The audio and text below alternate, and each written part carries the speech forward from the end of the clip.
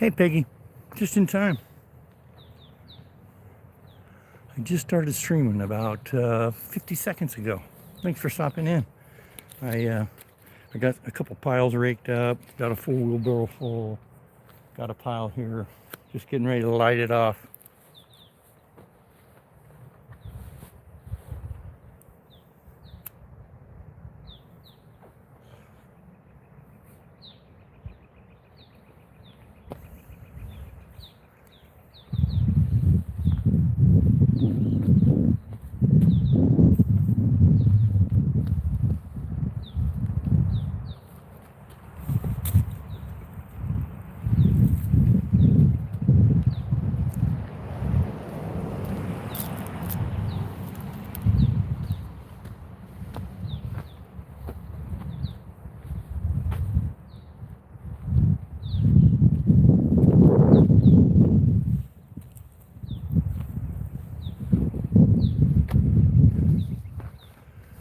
Ladies and gentlemen, children of all ages,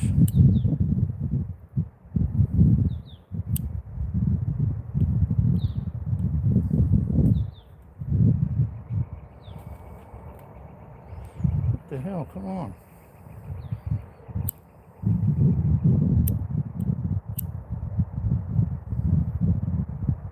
What in the hell? Let that sucker light up.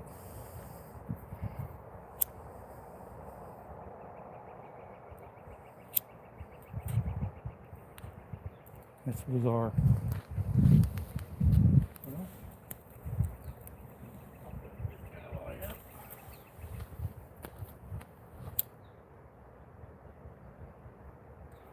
here we go.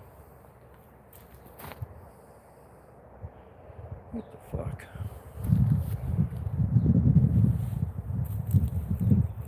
Am I the worst fire builder on the planet? Maybe.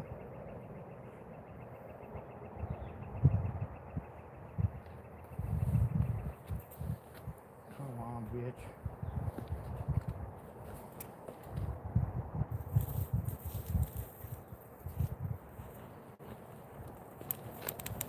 There it goes. Hey, Doug, what's going on, brother? Thought I'd do a little live stream here for a bit. I'm gonna be burning yard waste. We had another storm the other night, brought a bunch more limbs and pine cones down.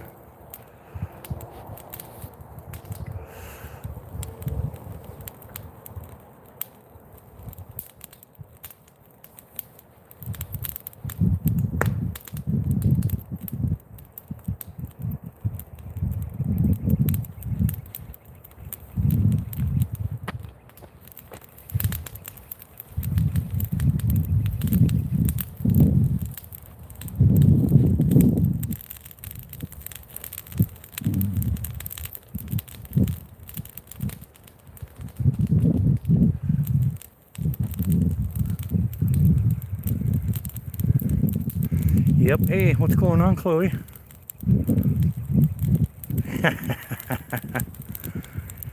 Oh man. Well, I'll tell you what's worse than pine needles. At least the pine needles are, like 5 or 6 inches long. These these needles off these fern, red fir. This is how big they are, and there's just millions of them. They just totally mat the yard, and they're. Hey, Skeeter, what's going on, man? They're a lot harder to rake up than the pine needles. Pine needles are a lot bigger, and pine needles burn super fast. These fir needles are kind of slow burn, unless they're real dry.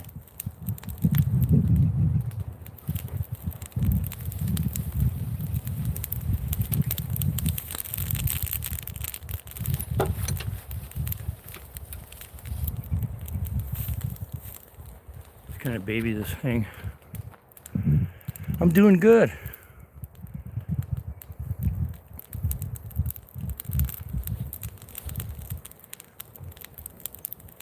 Smoke screen. Yeah, some people kind of frown on the burning thing, but all the orchards burn. About half the people up here burn. This last summer, with the forest fires. We had almost 380,000 acres burned. Nationwide, over 1 million acres burned. So I'm not really too worried about my little fire here that I'm going to be burning for a couple weeks, you know, and that's not continuously.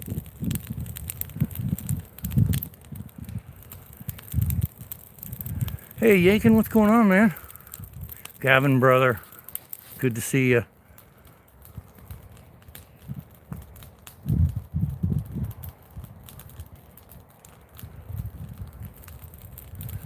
Yeah, it's actually just enough wind.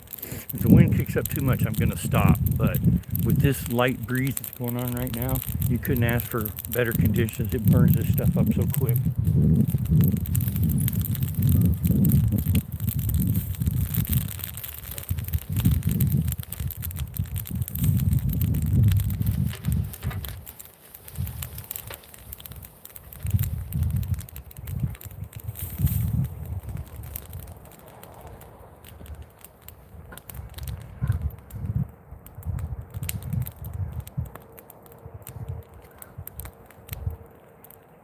I know, isn't it? Well, not when the wife's working, but on the weekends we'll sit out here, bring a couple lawn chairs out here and burn. And then in the evening have a couple cocktails out here. It's kind of nice.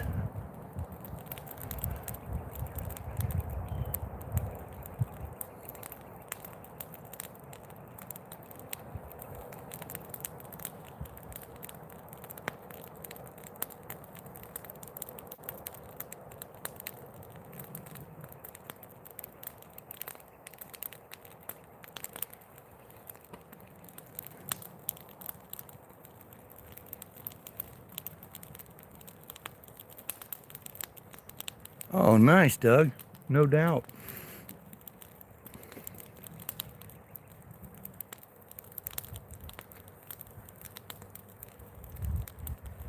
Then I think of sheep. See, I think I may have some Welsh blood in me because I don't count sheep in my sleep. I'll leave it at that.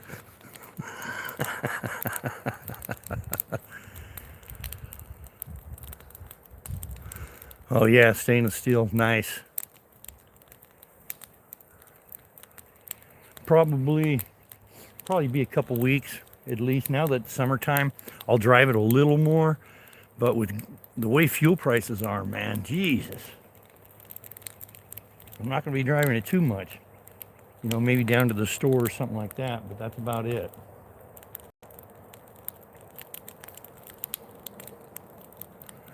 Thanks, Chloe. I love that truck, man, but it's a, you know, I use it for hauling firewood, for hauling my camper, my boat. I just inherited a 34-foot fifth wheel from mom and dad, and that thing is, I mean, it's nice. It's really nice. It's got double slide outs, but now I got to have a fifth wheel installed on this truck.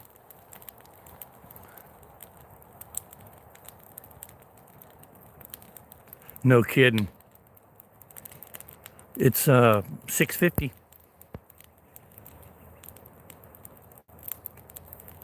It jumped another 45 cents last night.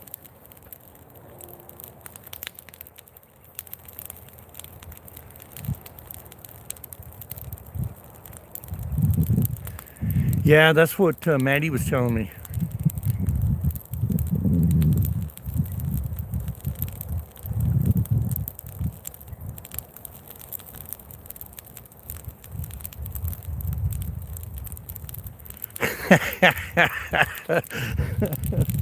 Get a blanket on that boy and put him down, huh? Well, he ought to sleep like a rock tonight. Hey, Sandra, what's going on?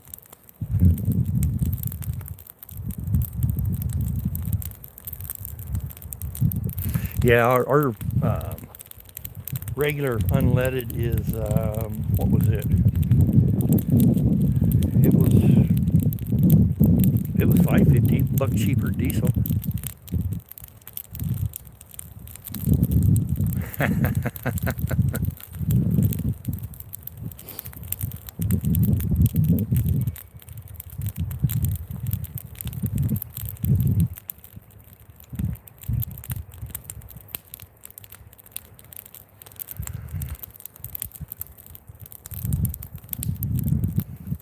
Get me some of them, what are they called? Blue dots?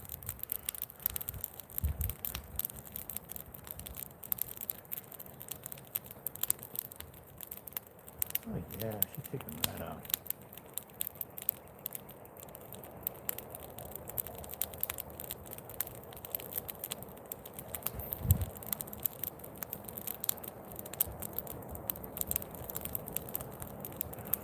Holy moly! Man, that's spendy. Wow.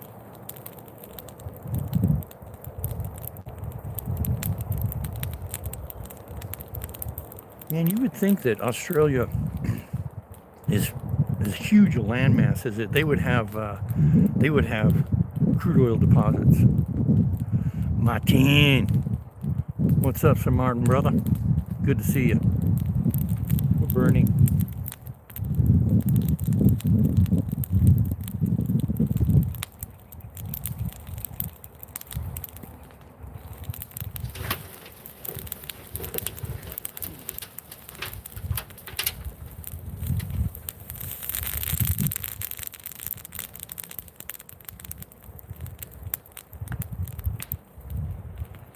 I don't know if you guys seen my my latest short. I got a yesterday at the bottom of this big tree over here. There was a mating pair of pileated woodpeckers, and they hung out here for about an hour and they split. And usually they'll do that. They'll come through this time of year, anywhere from 2 to 6 of them. They'll mess around here for a few hours or so, sometimes even a couple days. You'll see them, once or twice a day. Then that's it. They go up. They're going up there in the mountain range to have their babies, away from everyone.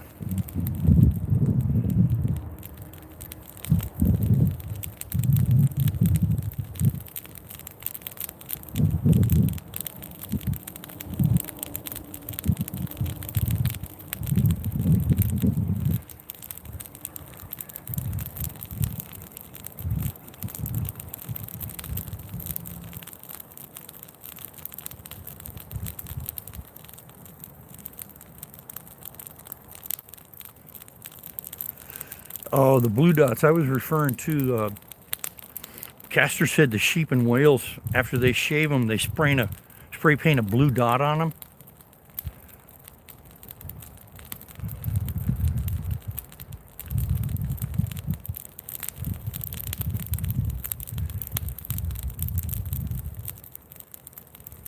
Yeah, Night of the Living Dead's cool. I tried watching the Walking Dead thing, and the first episode, I thought, oh, okay, this is pretty cool. I think I can get into this, and then nah, I couldn't. But yeah, Night of the Living Dead's cool. My parents took me to see it when I was, let's see, I was 5 years old, so my sister was 2, and and she was kind of watched a little bit of it, and then she was out asleep. But I stayed up and watched the whole thing. We went to a drive-in theater and watched it. And when we got home, it was like midnight, and my parents told us kids, "You guys go jump in bed. We'll come in and give you a kiss goodnight and tuck you in." And when they came walking in the bedroom, they had their eyes rolled over white, and they were just walking real slow like zombies. And me and my sister just started screaming bloody murder, man.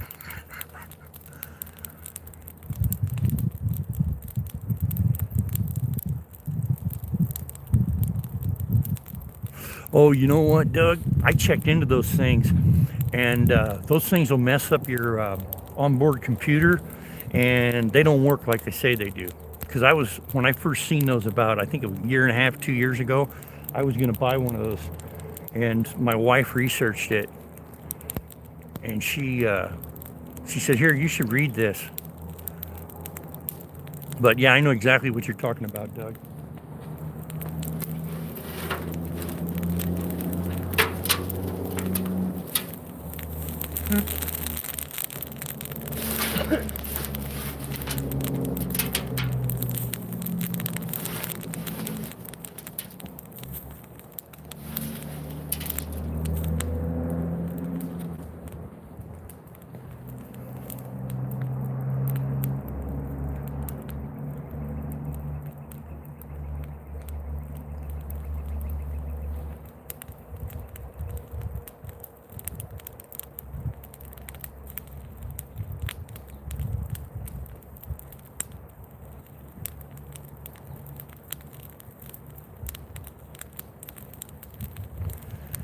Well,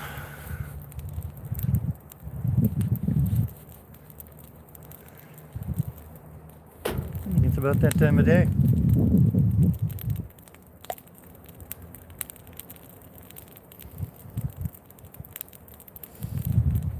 Yeah, so when I stopped at the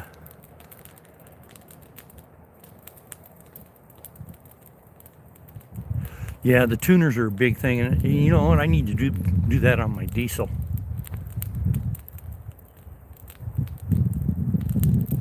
Thanks, Chloe. I appreciate it. Robin and I absolutely love all the videos of your kids.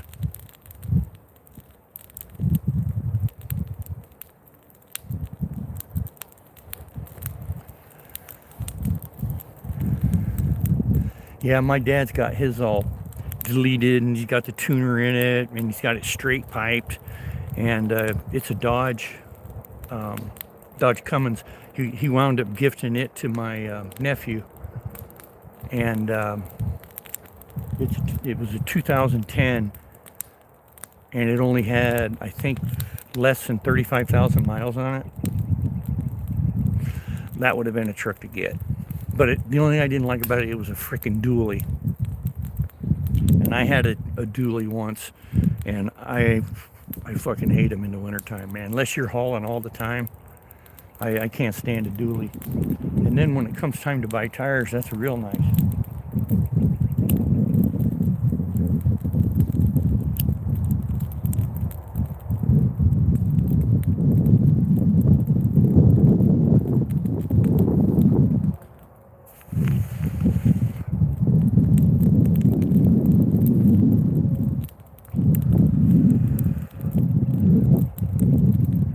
A lot of them ain't there, Martin.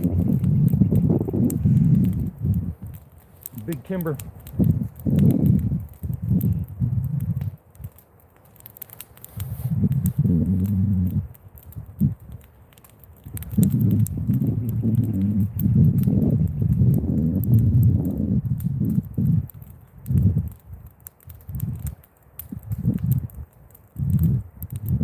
Oh, that's cool, Doug. Nice.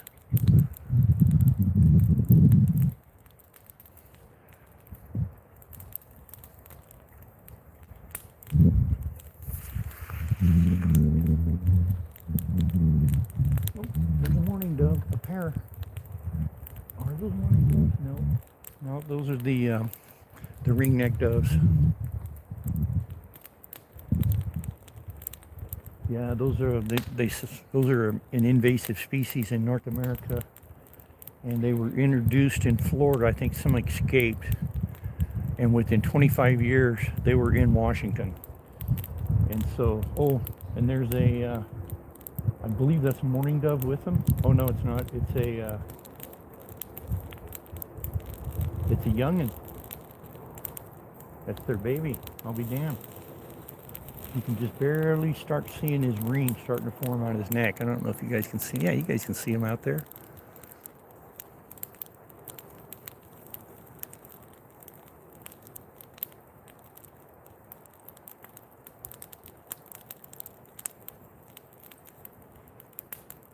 Yeah, these doves are right.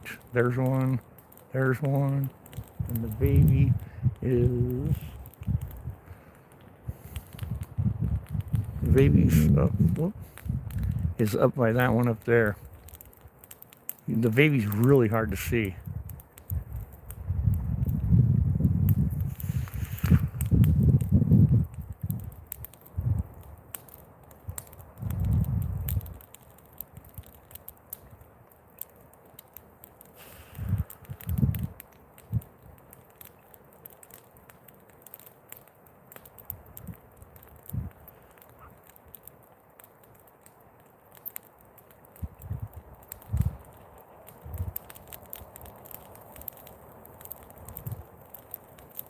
Yeah, so those ringneck doves are supposed to be a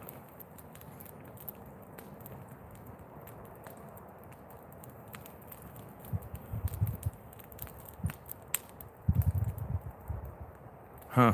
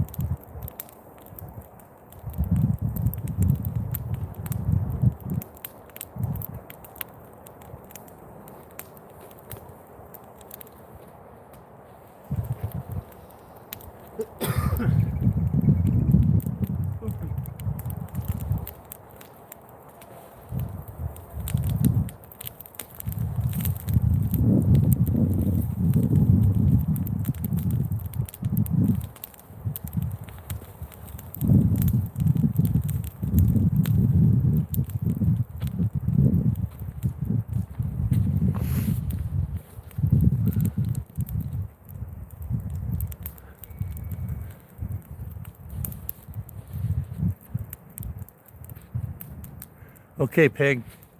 See you later.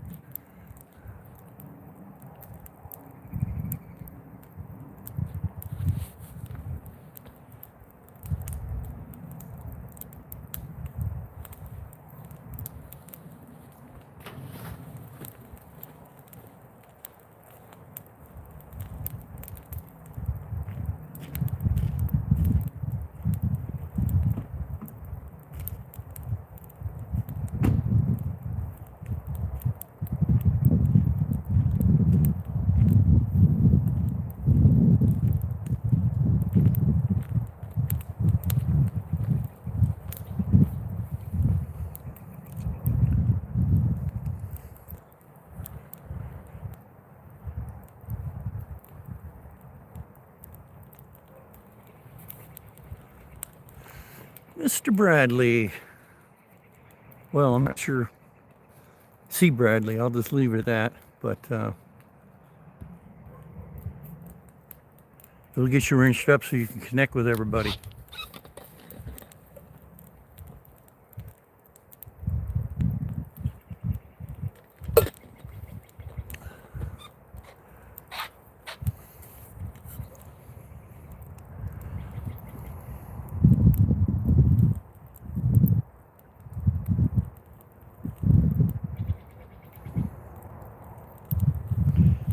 Yeah, Bradley, I'm just kind of burning some yard debris. We've been having some hellacious windstorms. Well, we got cleanup every spring. You know, you have pine cones and needles or limbs and snap and break during winter from the snow. But this year we had one storm about 2 months ago. 2.5, 3 months ago maybe. Anyway, 75-mile-an-hour winds. We had a storm just about 10 days ago, 55-mile-an-hour winds, and then we had another windstorm about 3 days ago, and it was 60-mile-an-hour winds.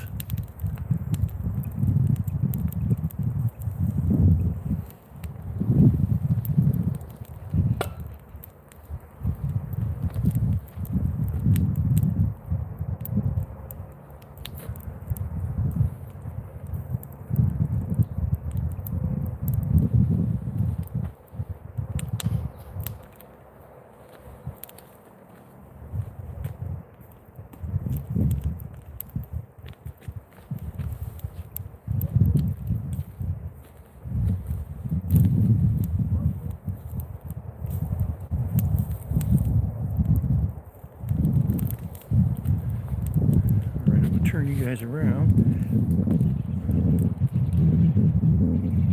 Let's see what I got going on over here.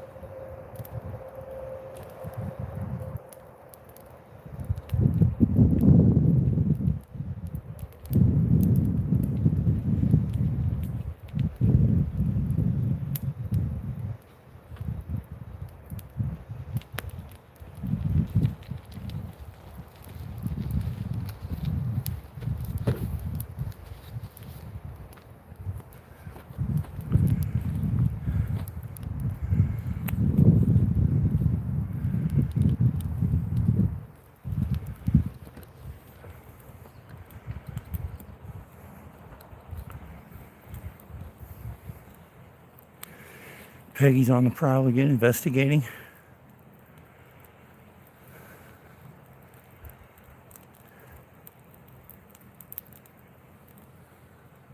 Hey Jerry, what's going on, brother?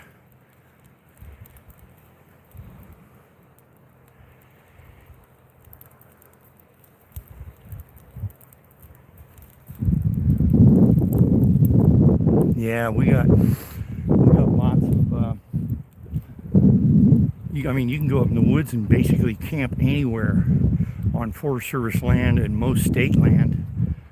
Any of the logging roads, you can camp anywhere in those, and that's all free. You don't have to pay for any of that. What's up, Cass?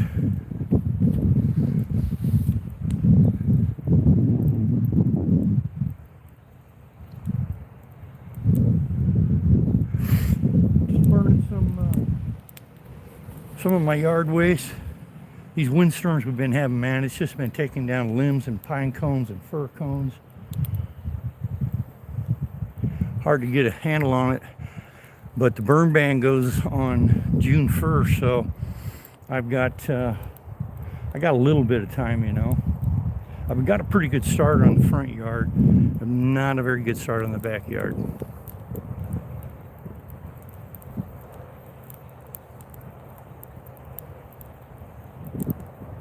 No, I'm not fishing today. It'll probably be a day or two before I'm fishing.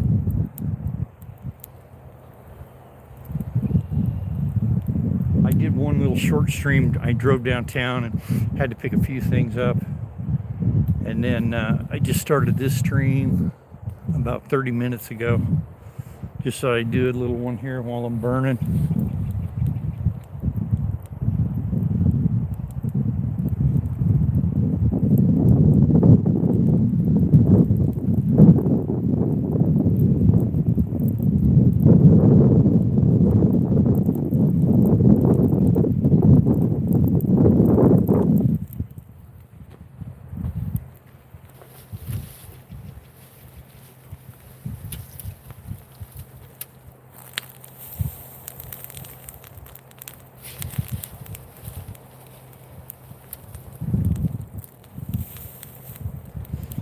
I don't want to get this fire too big because that wind, when it kicks up, it's starting to pick up a little bit, but I mean, it can go from this to 50 miles an hour in a few minutes.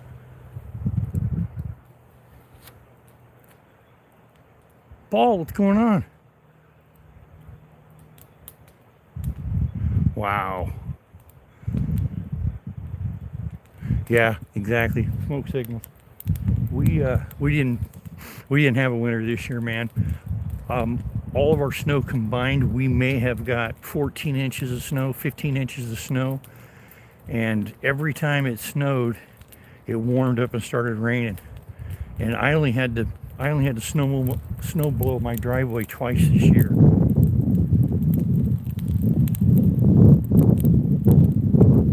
Yeah, and see, normally right now I'd have 1.5 feet of snow in this yard until the 1st of May, and then it would start melting off.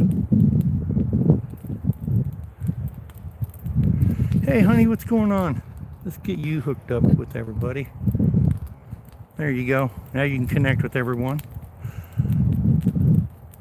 Valhalla was in here? Hey, what's going on, Valhalla?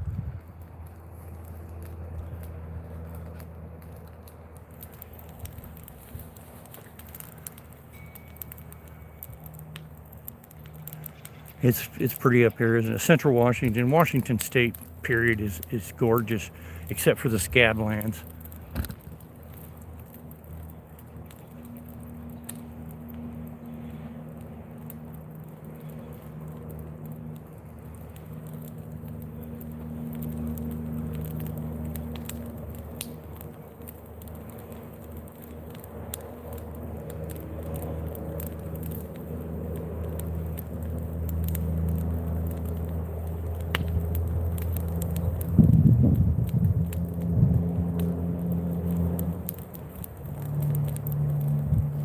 Yeah, it's gonna get ugly over there. It does make you want to rent a cabin, doesn't it? that house you're looking at right there, that's my neighbor's place. And they only use that in the summertime. They live over in West Seattle, and they just came over here like last weekend for the first time. But yeah, they shut it all down in the winter, turn the water and power off, and walk away from. I keep an eye on it for them.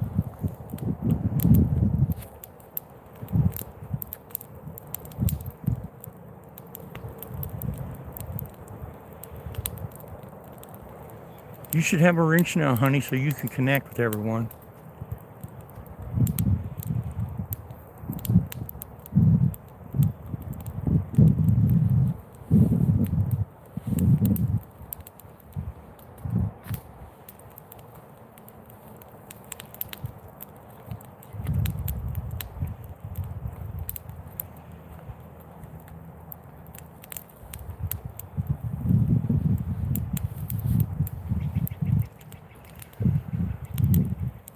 Hey, Cindy, what's going on?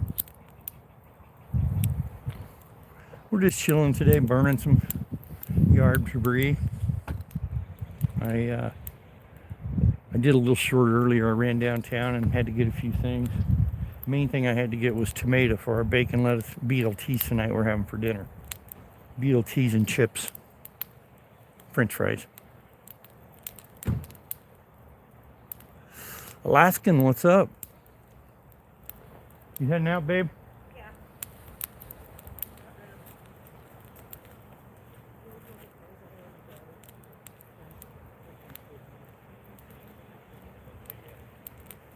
How long do you think they got to run?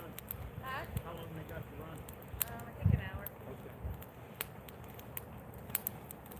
Okay. You too, babe.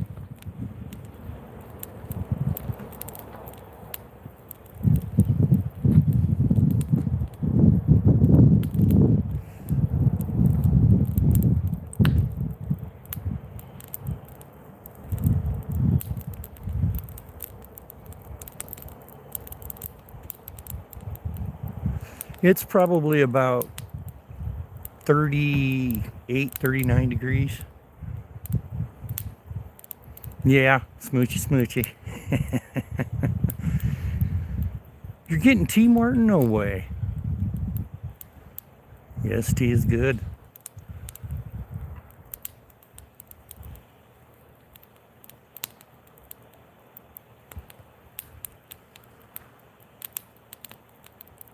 Must have forgot something.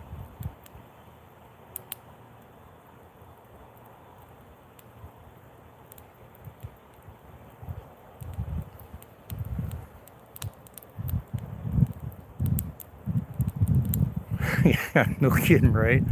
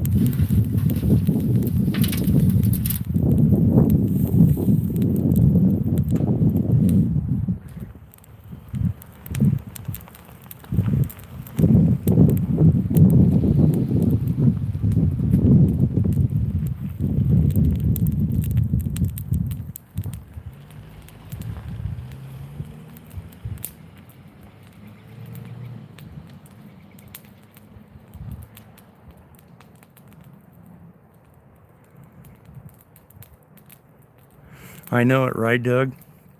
There's nothing more relaxing than poking the fire with a stick. In fact, what time is it? The only thing I'm missing is a beer. 45 minutes I'll be popping a beer. Wait till at least 12:01.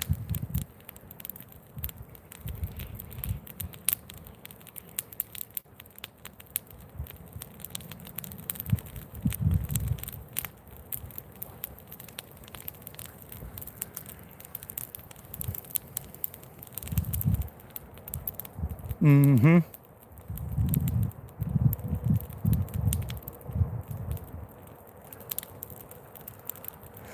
Yeah, just this little bit of breeze that's going right now is perfect because it burns this pile really, really fast. But I'm keeping this pile small. I'm not, throwing the whole wheelbarrow on it because this wind, it could kick up to 50 miles an hour in a blink of an eye, man. I mean, it gets freaking crazy. And the later in the day it gets, like within the next couple hours, the wind's going to go ballistic. As long as the mountains behind me are all snow-capped, we're going to have wind every day. As soon as that snow melts, the wind will be done.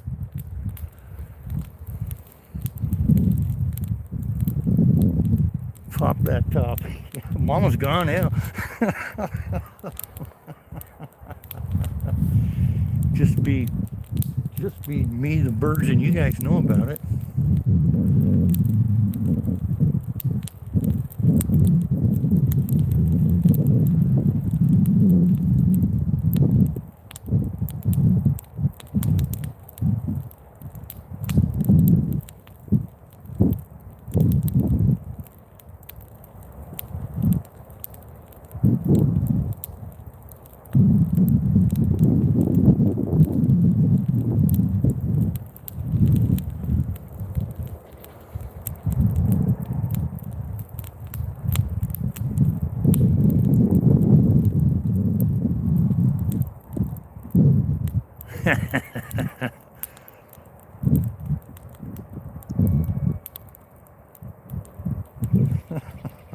You guys.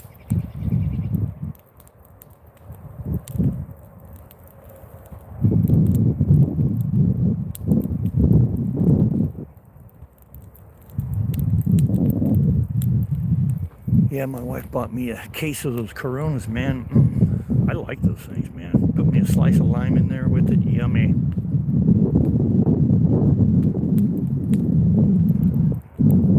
No, Paul, those are red firs. The only pine we have here are ponderosa pines. I've got 1, 2, 3. I got 3 of them in my yard on this side. In fact, I got one more leaner that's leaning toward the neighbor's house. I'm going to take it this next summer, and then the summer after that, I'm probably going to take 2 of these pines out because these cones, these things dump. I'll go get a couple pine cones and show you guys in comparison.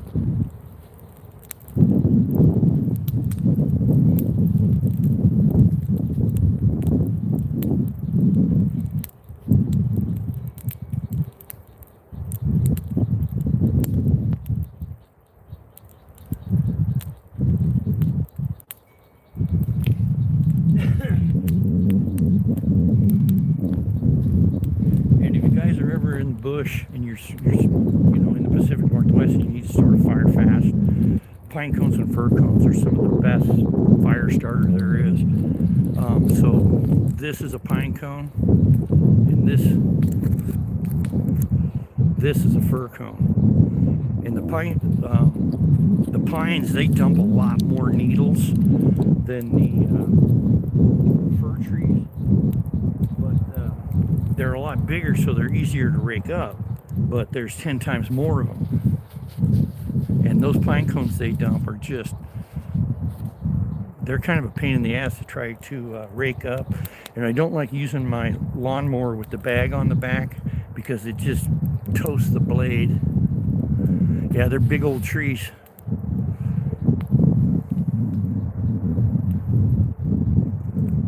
Yep, when you dry them out, absolutely. Yeah, so this tree that's right there in front of my truck, that one right there, that's the biggest tree on the place. It's right at 37 inches at the butt. So that tree right there is probably 150, 160 years old. Well, what sucks about the fir cones is those the squirrels get a hold of those fir cones, and they just pulverize them. So then you got a huge mess about like a foot and a half in diameter of a fir cone that they chewed into a billion pieces.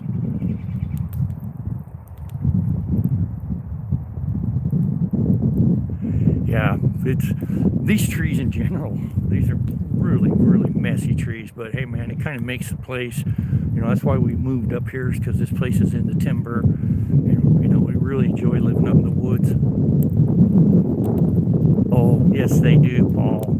Yep. There was one by the garage right there by the back of my truck, and I took it down last summer. In fact, it's laying right down here. I got to split it up. Had it under tarp all year.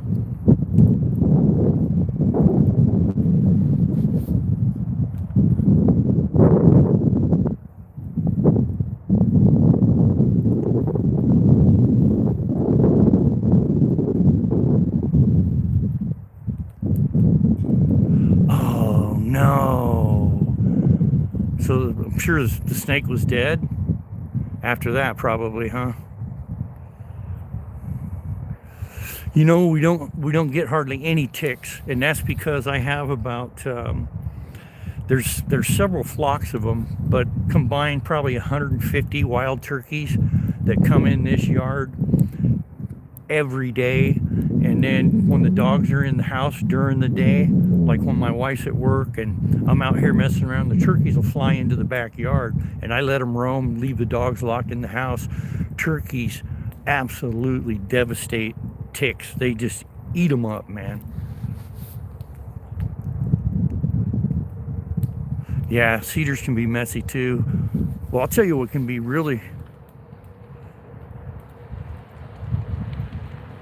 Oh no, that sucks, Cass. Sorry to hear, man.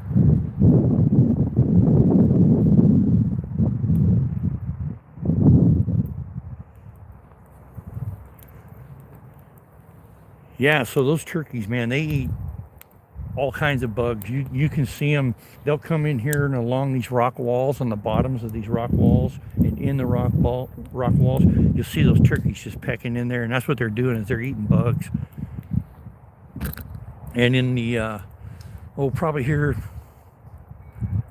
I would say middle of May, into May, there's going to be a hatch of those big giant black carpenter ants. And the turkeys and the birds, especially the robins, man, they just chow down on those things. I don't know how many times I've seen a robin snag those big ants right out of the air.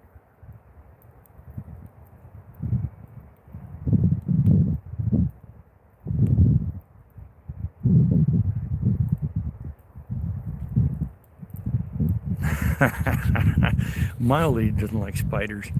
In fact, I just had to get one out the other day. It was in the bathroom. They always wind up in the tub.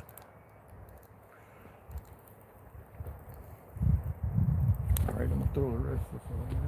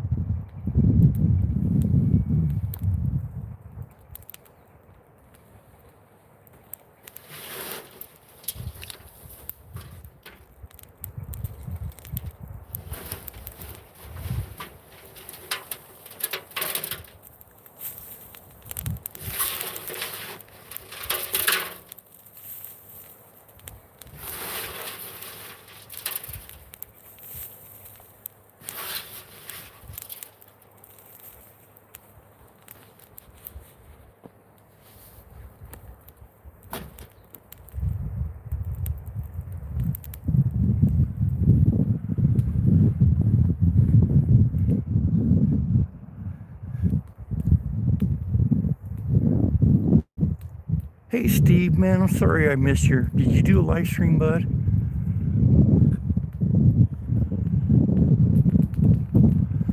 I love it here, Rob. And yeah, we have internet.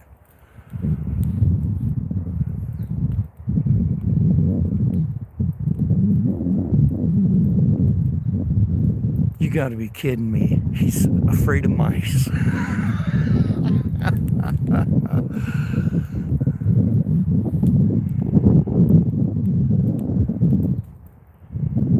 Oh, your Burning Man's already on. Ours don't start till June 1st.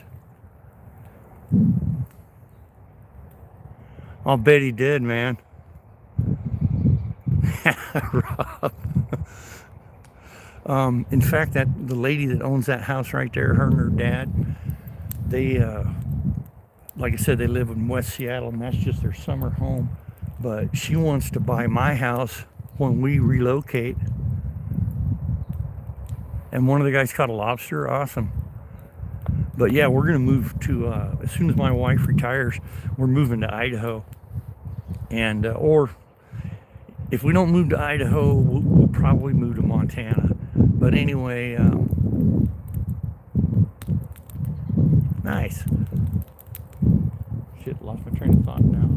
Oh yeah, she wants to buy my place, and then she wants to give it to her nephew and his wife so they could live here full time and keep an eye on her place too. I mean, we keep an eye on it now, but she has like she's got 3 condos in West Seattle and either 2 or 3 houses.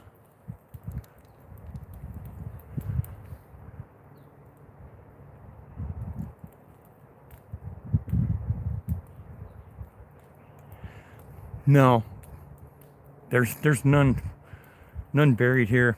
I burn them all. Oh yeah, I do a lot of hunting. I haven't hunted in the last 2 years, but I think I'm going to get a hunting license this year because, man, I miss bird hunting. I absolutely love grouse. And we have a lot of grouse here. We've got, in this area, we have 2 different types. We have the ruffed grouse, and then we have the blue grouse. The blue grouse are a lot bigger, and the blue grouse are all dark meat. And the ruffed grouse, they have a white breast meat and dark meat, just like a chicken or a turkey. Weird. I thought only domesticated birds did. Hey JJ, what's going on? Hope you're well too, brother. The winters in Idaho are about the same they are here.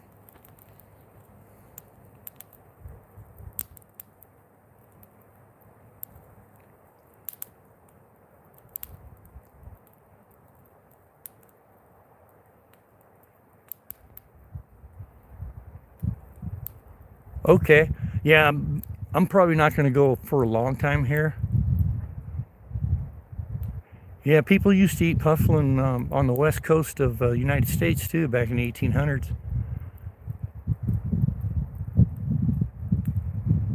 Oh, nice.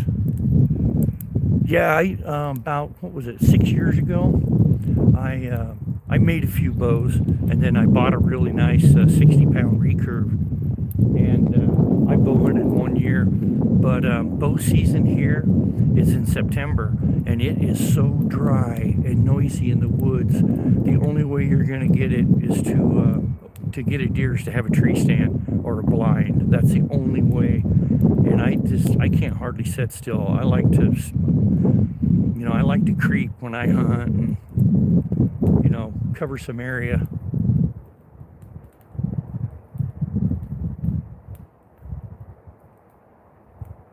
Yeah, sounds like America, Jerry.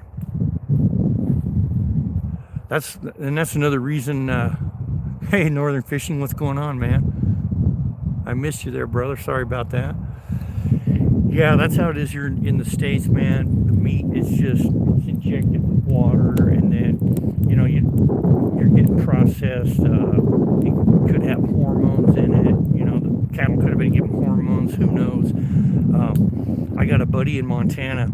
He raises beef, and me and another buddy of mine that lives in Wenatchee, we're gonna each buy a half a beef, and drive over there and get it probably about 4 or 5 months.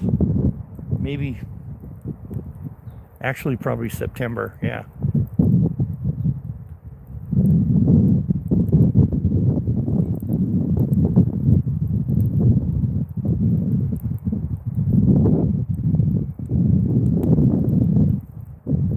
Peggy squirrel is excellent.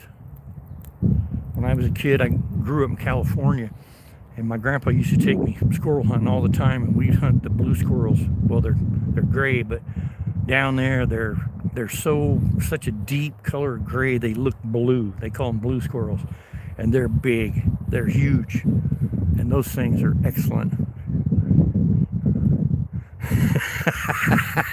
Exactly.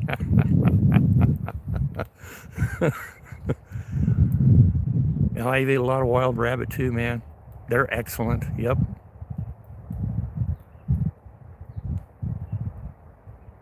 Thanks for coming in, Steve.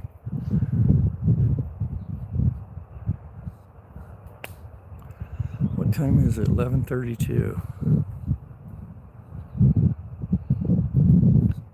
Live from the fire pit, gentlemen. Ladies and gentlemen, excuse me.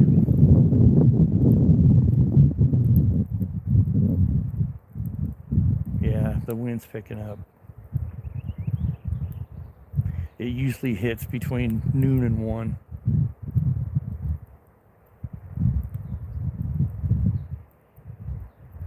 Yeah, I went to bed one night and there was zero wind at all. And just before I went to bed, I came out and I loaded this fire up. I had a big pile here on the ground, and I loaded that fire up. And I was sitting in there watching TV, and all of a sudden, this was about probably an hour and a half after I loaded up, 2 hours, and I heard the wind chimes just start hammering. I got up, I looked out the window, and I mean, this fire was just licking across the ground for 50 yards, man, or not 50 yards, 50 feet. And I just about shit my pants, man. Thank God I had the hose out here. I ran out here, I got that hose, and I had to put that fire out, man. But that scared the living daylights out of me. Hey, Craig, what's going on? Bill Clancy, good afternoon.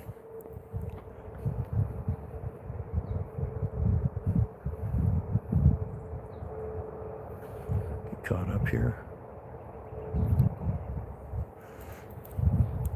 You know, my grandfather, when we were down in California when I was a kid, and we hunted rabbits and squirrels, that's what he had, was a Jack Russell Terrier. No, I've never seen a Bigfoot. I've never seen any tracks of a Bigfoot. I've never seen any kind of scat out in the woods that I couldn't identify. I've been out in the woods by myself camping. When I used to, long time ago, when I first got out of the Navy, 2 summers in a row, I would set on pop hatches for 3 months, and out there by myself. One time in Northern California in the Trinity Alps, I'm talking 2 miles out of 12 miles out of Willow Creek, which is supposed to be a Bigfoot hotspot. Never seen or heard nothing. And then I spent one summer up in the Salmo Priest Wilderness, northeastern corner of Washington, and I sat on a patch up there for 3 months. Never heard anything or seen anything weird. Oh, I know, man. If I'd have burned somebody's place down, that would have been a frickin'...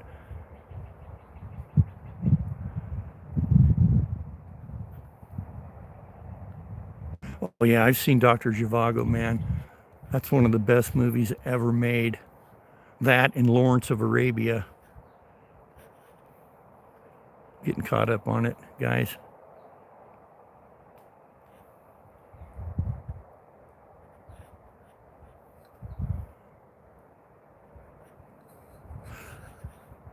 The mushrooms should be starting to pop, the morels, I would say within the next 2 weeks. Oh yeah, we got snakes right here in my place, in my backyard. We killed 2. They were just little baby timber rattlers, beautiful snakes, but I killed 2 of them, and then I had a picture. I don't know what happened to it. I think I lost it on one of my phones died. Of just about 150 yards from here, there's a kind of a community swimming hole on the creek, and there was a 3-footer, a 3-foot timber rattler. A guy took a picture of. I've never believed in Bigfoot either, man. There is something strange about the Bigfoot thing. You know, they're in Asia or Micro-Polynesia, but and in China, you know, but they have fossil proof. In the United States, there's never been any fossil proof that there was big apes running around this continent, this hemisphere. But everything else that's ever been here left fossil evident. So that's Yeti, yeah. So that's where I stand on that. I'm not saying they're not real, but man, I've just been out there too much by myself. You know, I should have had counters, or I've never even heard anything that put a chill up my spine. Once in a while, if you're sitting there and you hear crickets, and you know, in the evening just before dark, and you hear the birds, and all of a sudden everything goes silent, that'll put a chill up my back, because then I know there's a big fucking predator close. But that's going to be a cougar or a bear or something like that. It ain't going to be no Bigfoot.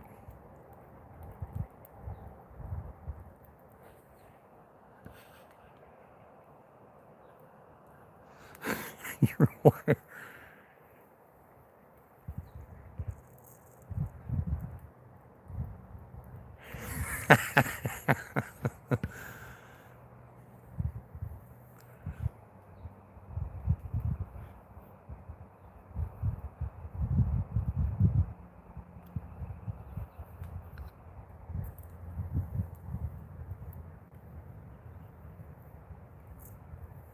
Hey, Jennifer, what's going on?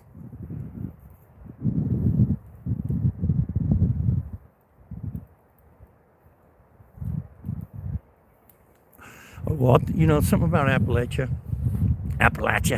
the Appalachian Mountains, is no, they're good people. I mean, don't get me wrong, but my grandmother and grandfather were from down south. On my dad's side, I was born in Arkansas, and them people down there and back east are super superstitious. I mean, every little thing that happens, there's some superstitious shit that goes with it. And yeah, deliverance, yeah.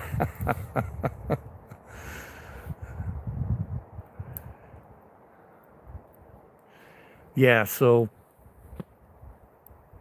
I think a lot of that stuff in Appalachia is a lot of folklore and a lot of superstition. And you know, look at AI now, what it's doing. It's just freaking ruining everything, man. Everything I see now on Facebook, and you know, a lot of stuff on YouTube too, I'll watch it 2 or 3 times and say that's AI bullshit, man. And there's guys that got silent live streams running for hours and hours and hours. And I got to looking at it, and it's like it's this big ship in rough seas in the North Sea, and it's like, wait a minute now, man. This thing's been running for 5 hours, and you know, you can see the surf or the waves hitting the bow and the water spraying, but you don't see nothing running across the deck. And it's just, well, that would be cool if you could use AI at work.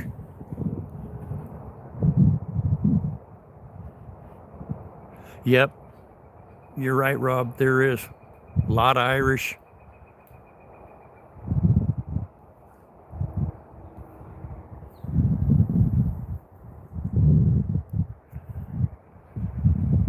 Okay, Bill, we're going to give you a wrench. You know, and your eyes can play tricks on you, absolutely.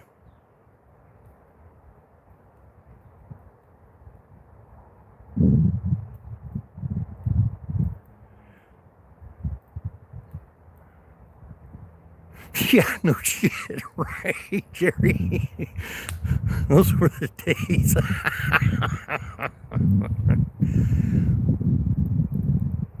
Yeah, I don't know if I'm going to put any more on there. But you know what I am going to do?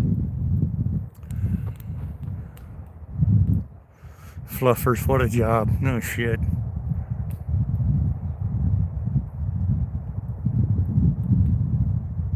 Oh, yeah.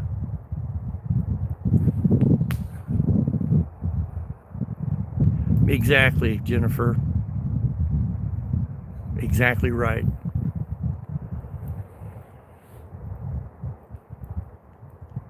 Okay, Paul. Thanks for stopping in. I appreciate you, my friend.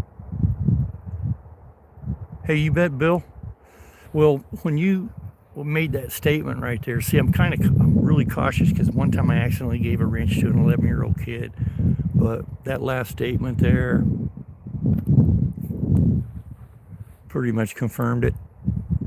You're not a child. And, I totally agree with you on that people's eyes can play tricks on them. And, you get out there in the woods, especially in big, deep timber, it's pretty, you really makes you feel pretty insignificant, and that you're just a small part of the big niche. And I think people that don't spend a lot of time out there, and it's their first time, or they only go out a couple times a year, they're more apt to freak out on stuff like my neighbor one time. There was a windstorm going on. Well, there was two trees back here that were rubbing up against each other, and it was making a really high pitched kind of a, a squealing sound, like it could be a big cat. And this guy, my next door neighbor, they're city people. This is just their summer cabin. He comes over to me. My dogs were barking because they didn't know what the noise was either, And then he's standing back there. That made him bark. He told me there was a cougar out there and told me to grab my gun and come out here.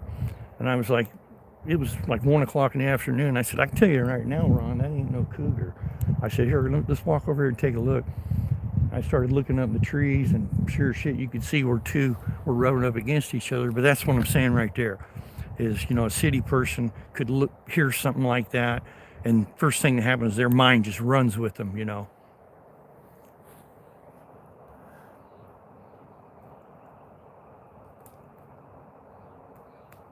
Oh, thanks, Chloe. I appreciate it. Tell Maddie I said hi.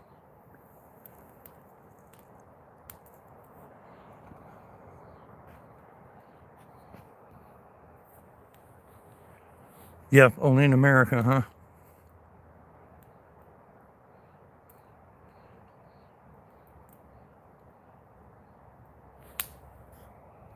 You were born in 67? I was born in 62. Oh, like the wind's changing direction.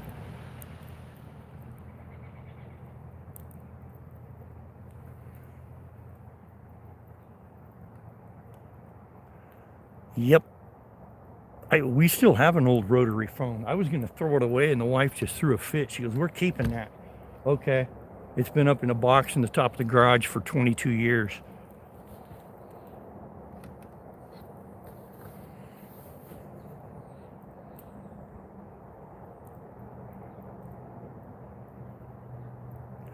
Jennifer, you were born in 59? That's when no, 49. My mom was born in 49. Yeah, because I'm 63, and I know she wasn't a teenager when she had me.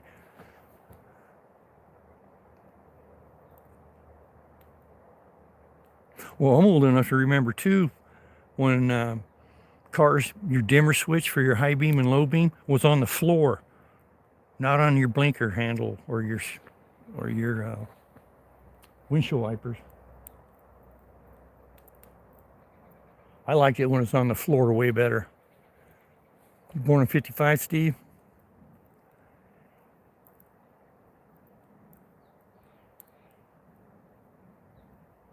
Yeah, that's a good idea. I should donate to one of my. I got a buddy up in Ione that has a bar. I should donate it to him.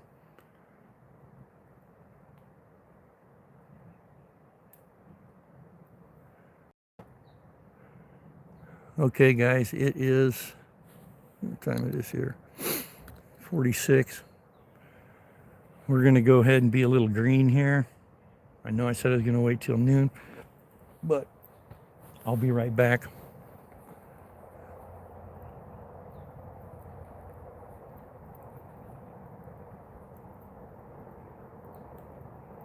Yep, windshield washer pump was on the floor too, wasn't it? All right, guys, I'm going to be right back. I'm going to grab a beer.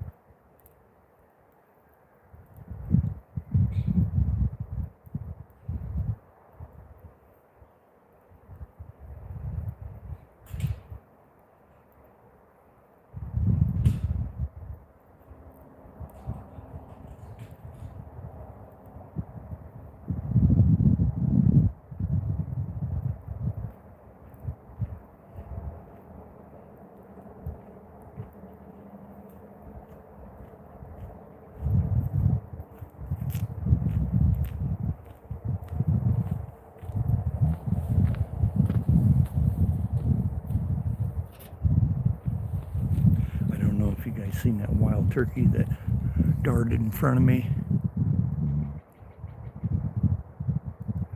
They weren't animals rubbing together, Peggy. It was two trees. It was kind of a light windstorm, about 35, 40 mile an hour winds, and two trees up in the top. They were rubbing together. You saw that turkey, Bill? I'll let you guys check him out here. Get him in the picture. Where is he?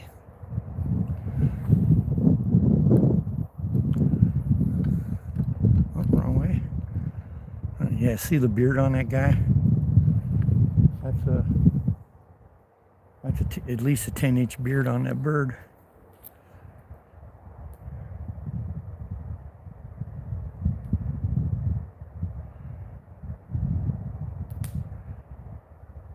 Nah, it doesn't mean anything. I feed them, so you see them all the time at my house.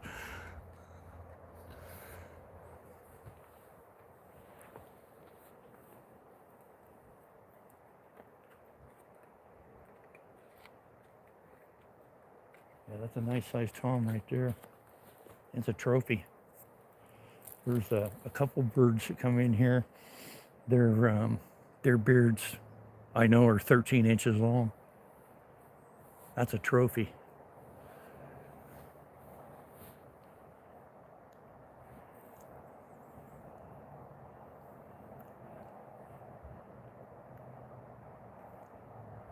The spurs.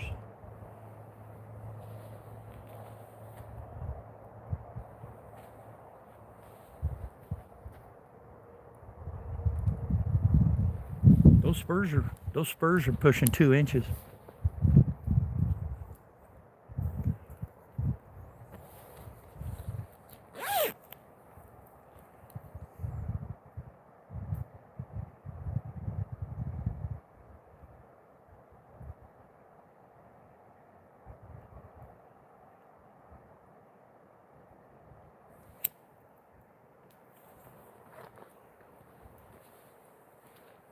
Are those minis? Are they kind of snappy? I gotta move the phone, man. Smoke's changing directions.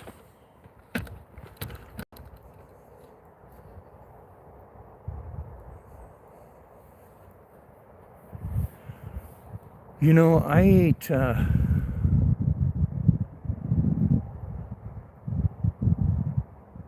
yeah, they're pushing everybody 2 inches. I've only ate wild turkey one time, and a guy cooked it in the oven like he would a domestic turkey for Thanksgiving, and I didn't care much for it. Thanks, Jennifer.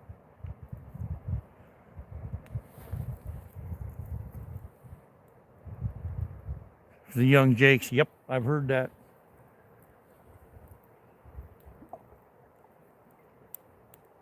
Yep, I've heard that.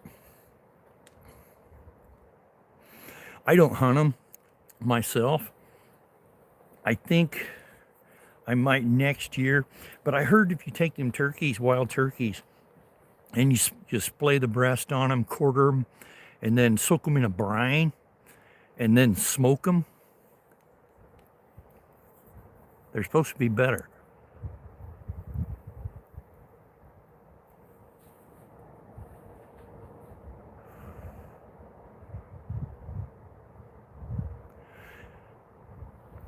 And correct me if I'm wrong, Bill, but isn't it Jake, young Tom without a visible beard yet?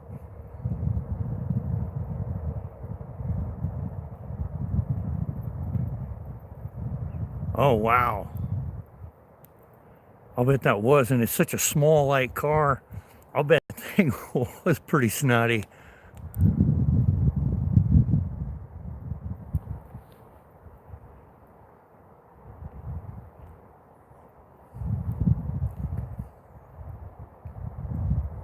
They're kind of a cool looking little car.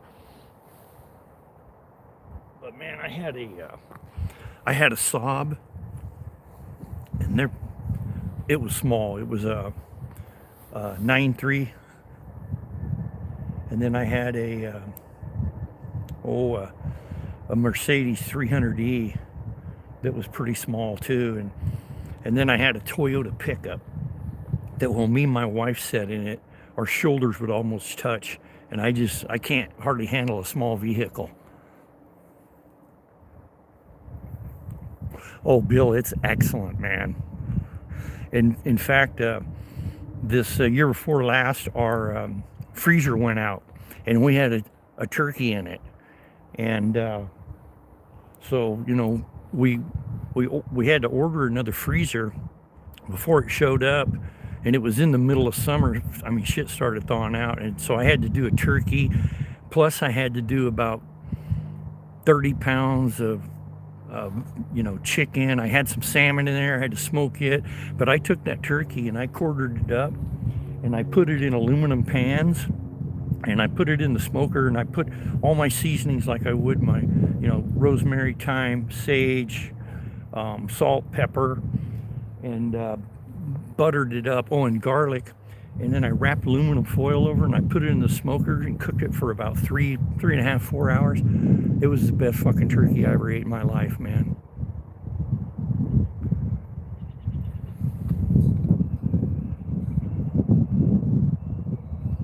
Hey, you too, Jennifer. Thanks for stopping in.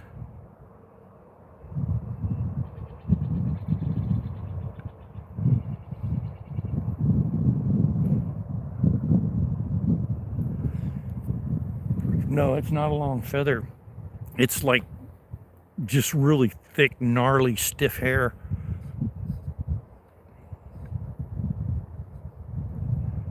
Yeah, I smoked the whole turkey. I quartered it up, took the 2 hindquarters, and then I, splayed the breast out, opened up the back.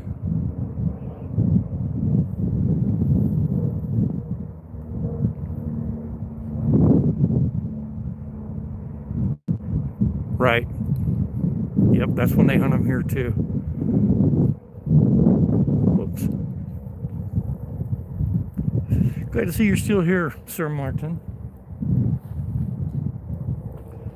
Throw some of this stuff up.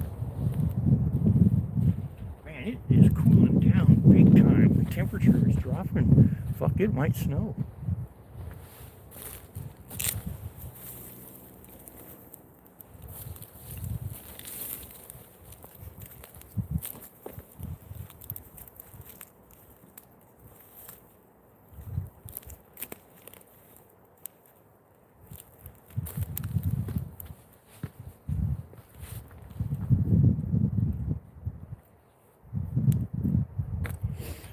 So what I do when I dig this fire pit out, because there's so much rock in this yard. I mean, you guys can see all the rock. And then when I snow blow, I pick up some gravel off my driveway and blow it out here. So I get all that rigged up. When I burn this down, I clean this pit out. I take it over and I put it in the driveway. I put it about 2 inches thick. And then I'll water the piss out of it, pack it down a little bit, and then I'll go get a pickup load of gravel from a quarry that's just like 2 miles up the road, and I'll put gravel over the top of that, man. And you want to talk about making a good bed for your driveway. I've got the bottom, probably got the bottom 30 feet done, and then I'll just keep working my way right up the driveway.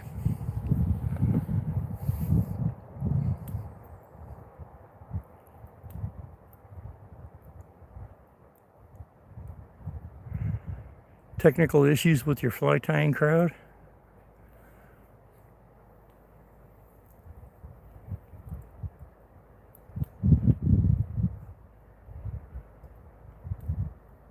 I know it.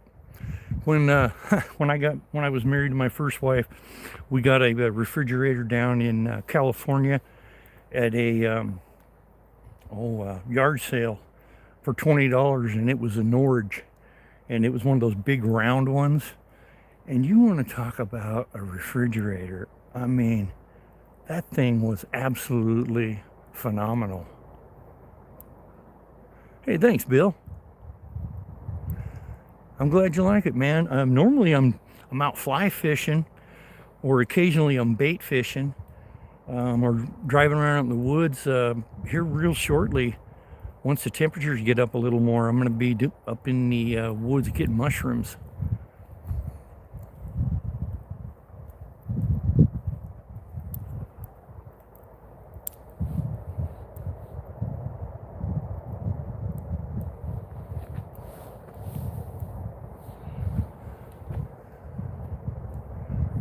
Yep, those Norges were cool, man.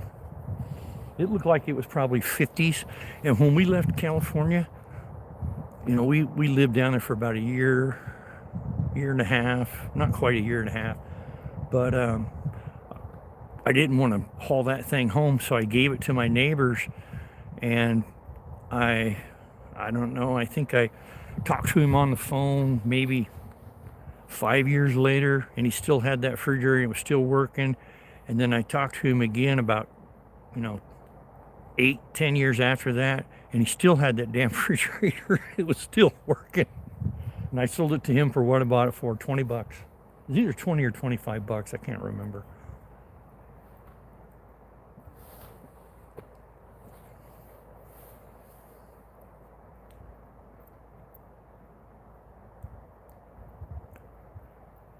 Backtrack, what's up, brother?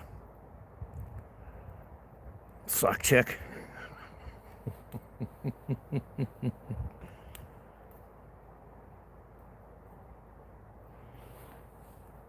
there goes that Tommy's. Oh, here comes another one. He's got a good sized beard too. There was about 10 of them here this morning, all Toms. I think the mothers are still sitting on eggs or with the young up in the woods.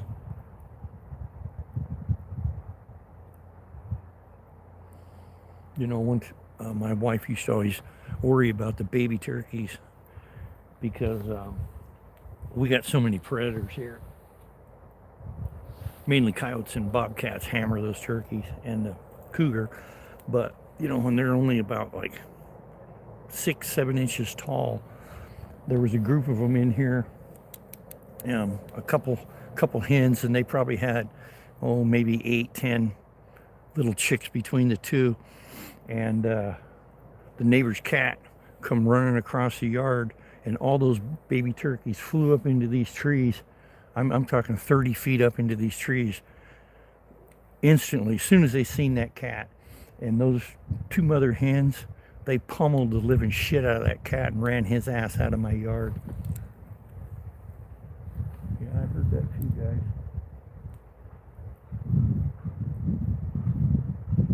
Oh, it's another group of toms probably coming down. These guys recognize their voice and they're leaving. Huh. Probably it's another group of toms coming in.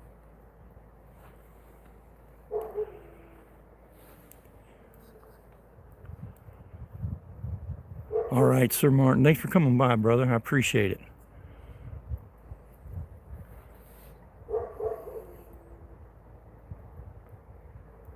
Yeah,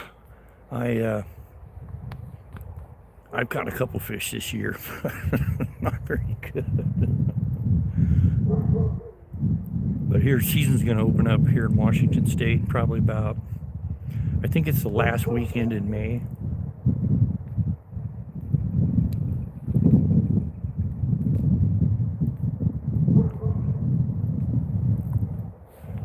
You like that?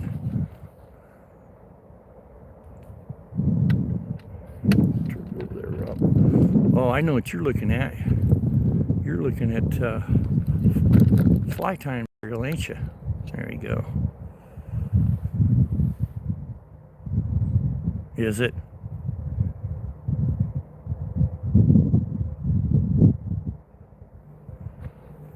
Oh, he's showing off. He spread his wings for you guys.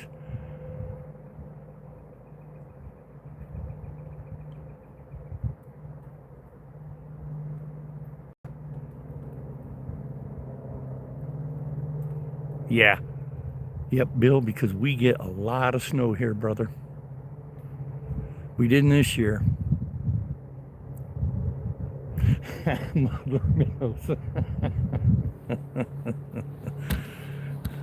Yeah, normally, until this year, normally we get a minimum of 7-8 feet, and we've got as much as almost 11 feet in a year. We had one year, it was about 5-6 years ago, we got, what was it, 34 inches in 36 hours.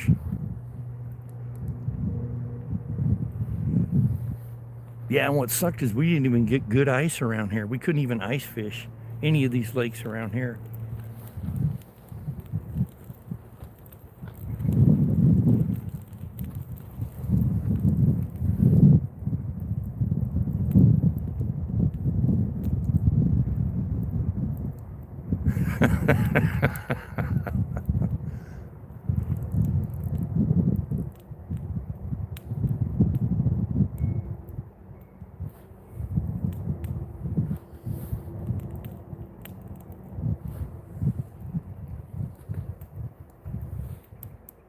Yeah, that's what I heard. I heard Lake Mead is just drying up big time, man.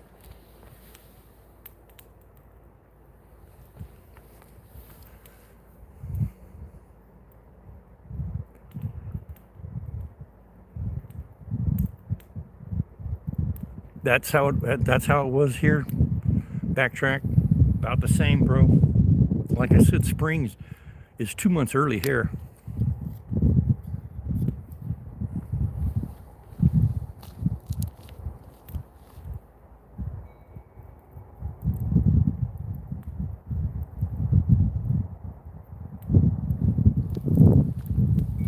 Thought I seen elk up on the hillside. It's not.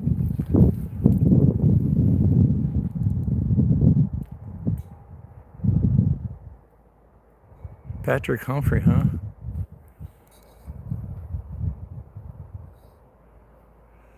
Yeah, I think there is. I think there's climate change going on. I mean, look how fucking many people there are on this planet. Look at all the ant colonies, and we're all driving cars and shit. I mean, it's got to be doing something.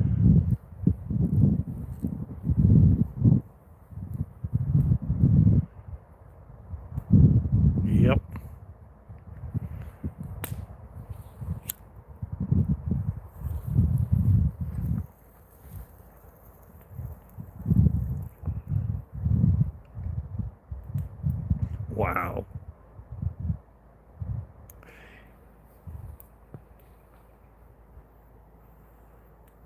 Yeah, it's it's going to be bad this year for fire season. I mean, really bad, man. If it keeps this up, I wouldn't be a bit surprised if they bring the burn ban on early.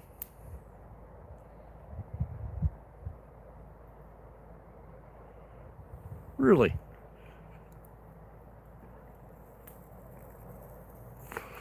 Oh, that's right.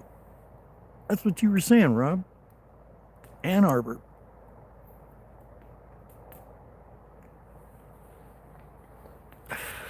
Fucking smoke changed direction again here, man. Got some.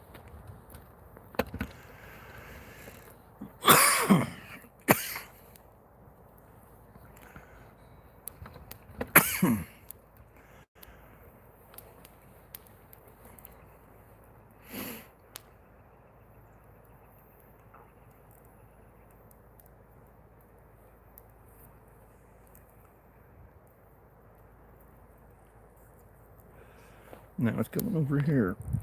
Jesus.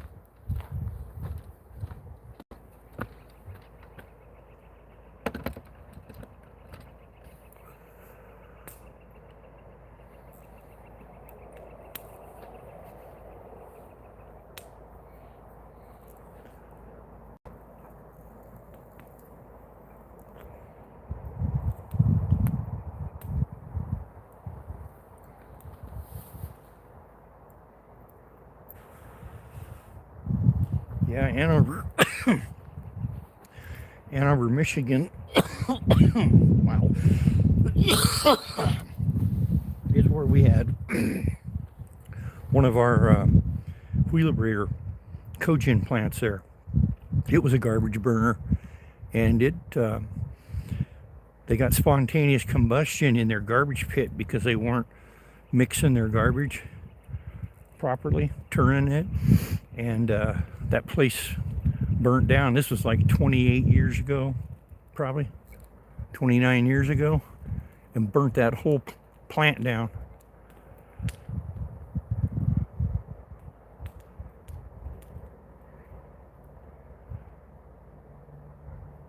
You know, that's what I hear, bro.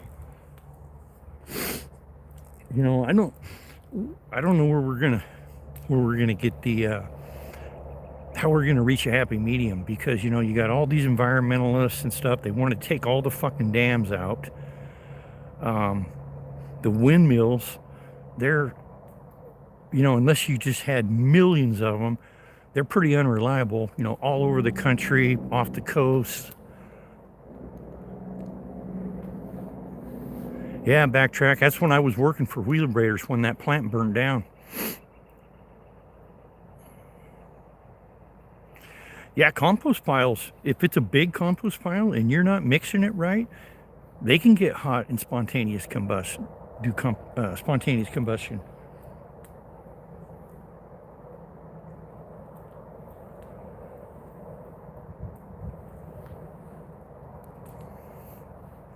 Sun and wind need a backup, man. You know, I think I don't know if they have, I think it's Denmark, but they have electrical generators that work on the tide because they have such big tides there. And you know, if you think about it, they could make some type of a trap that, you know, when tides came in, they could trap a bunch of that salt water, and then when it was time for the tide to start going out, they could use that, the natural motion of the waves, and make energy.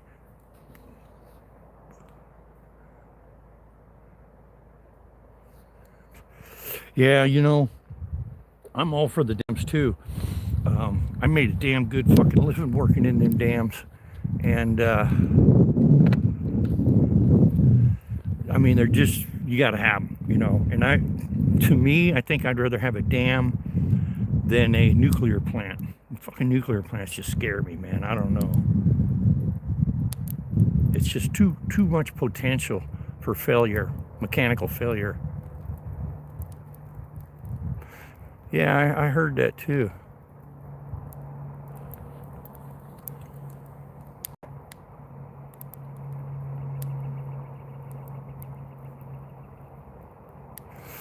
Well, you know, I'm all for the dam removals, like on the any dam that doesn't have a fish ladder. But like on the Columbia River, we have fish ladders on every dam for the first probably 300, 350 miles of river.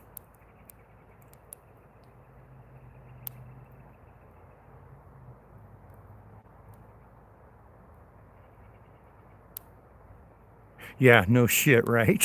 Rob, that's what I'm fucking talking about right there. Well, we had our own little 3 Mile Island and Love Canal. I mean, we've had a couple, but they didn't go as far as Chernobyl went.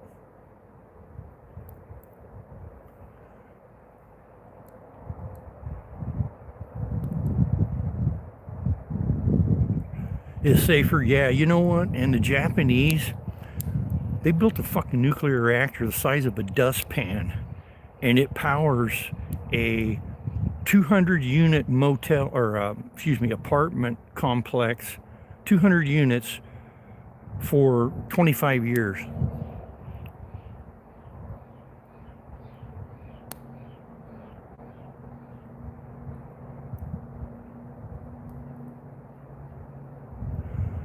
Oh, that sucks. Backtrack.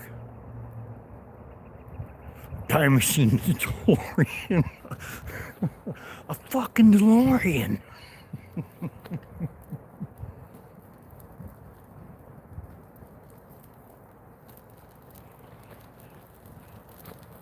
I'll tell you what, man. The the wildest looking trout I've ever seen in my life, and I haven't seen them in real life, but you can Google it, and I think they're called a Taman trout in Mongolia. And these fucking trout get. I think the first time they went, their gear wasn't heavy enough, and they were snapping rods and shit, so they got saltwater fly gear, and they went back. And I think the biggest one they caught was almost 6 foot long and weighed over 80 pounds. Now that's a trout, man. You know what? They're starting to do that here in Washington. They're starting to sell land to fucking developers. The state is. And they're also selling land to data centers.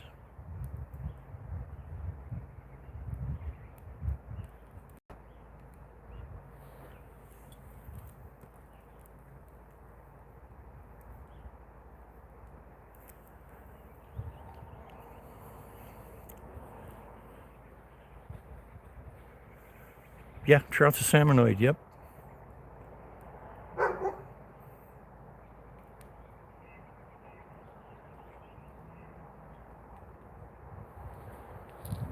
Barking at? I don't see nothing.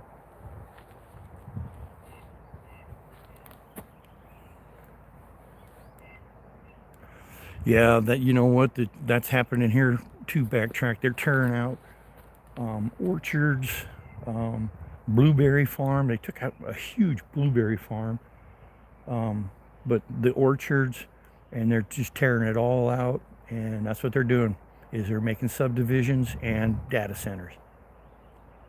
Mostly the orchards are taking out. Most of that's data center stuff.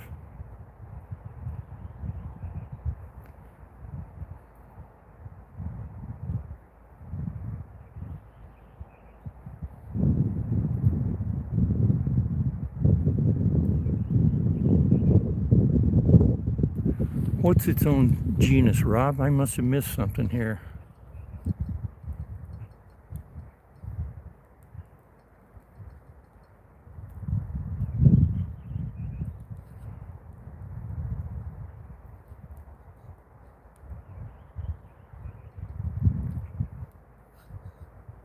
Oh, that in Mongolia. You're talking about the ones in Mongolia.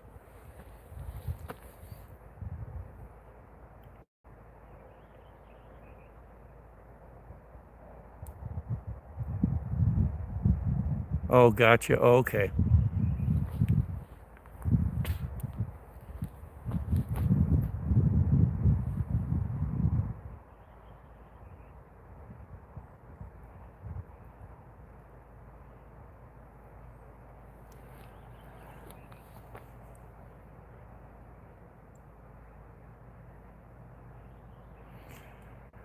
Yeah, those data centers are so ridiculous, man. But I worked in them. I worked in them for shit the last 5 years of my career.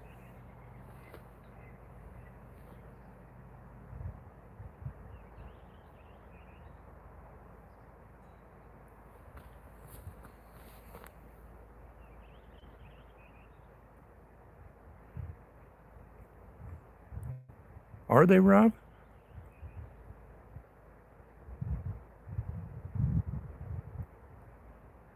Storing information, Peggy.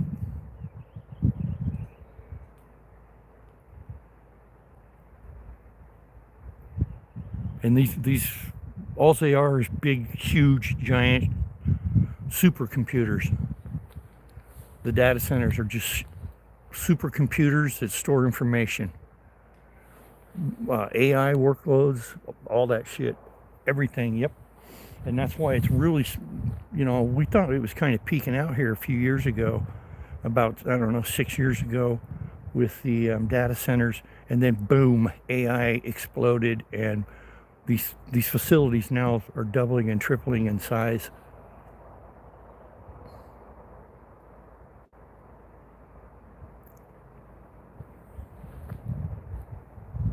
And see, I didn't have anything to do with the electrical or anything. I was a pipe fitter, so we did the hydronics, all the cooling systems to keep those computers cool, because they put out massive amounts of heat.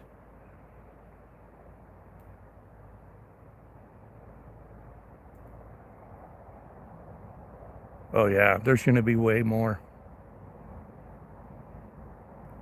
Well, they do, and what they're doing, like in places where there's, like in Arizona, they've outlawed that. They cannot cool with water anymore. It's all into refrigeration.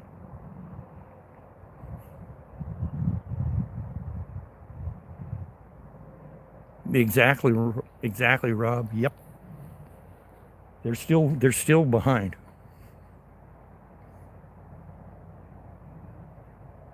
But the way, I mean, Microsoft, their facility here is, these buildings are, they're 300 feet wide and 650 feet long. And in East Wenatchee, on the other side of the Columbia River, they're putting 8 of those buildings in. And on the Wenatchee side, out by Malaga, just south of Wenatchee, they're going to put 10 of those buildings in. That doesn't include all the other data centers that are already here.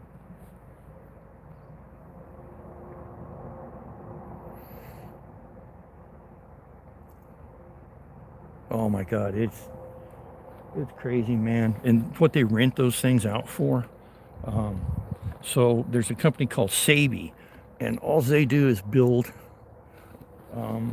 data centers, and then they rent them out to companies like Costco, BlackRock, all these other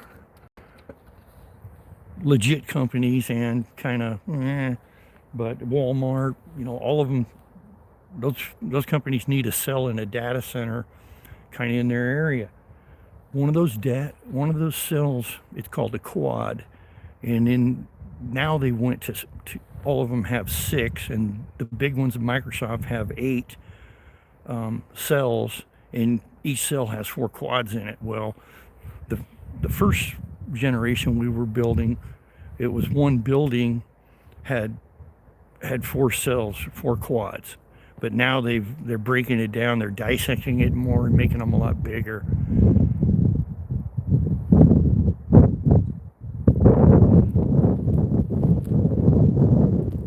Right, they're just running the servers. You're right. But one of those quads rents out for $1.2 million a month.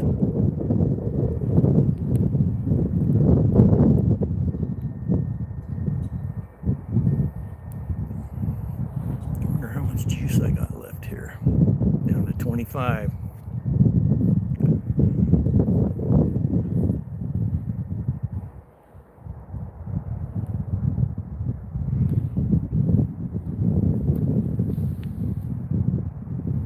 Yeah, and the thing is with these data centers is they don't really employ that many fucking people for as huge as they are. Yep, medical research, all kinds of information. Yep. They, well, what the fuck was I just talking about? I got, yeah, the stock market. But you know, the thing is look at the government, how much they trust technology. They still have that cave somewhere back east that all of the government stuff for like Social Security, the armed services, all that, they got all of it backed up in paper in a cave. And you know, the redundancy systems too in these data centers is pretty amazing too, you know it. I mean, they got backup on backup on backup. But I think that's what we're going to see. We're going to see all these water cooling systems that I installed. That's all going to eventually switch over to refrigeration systems.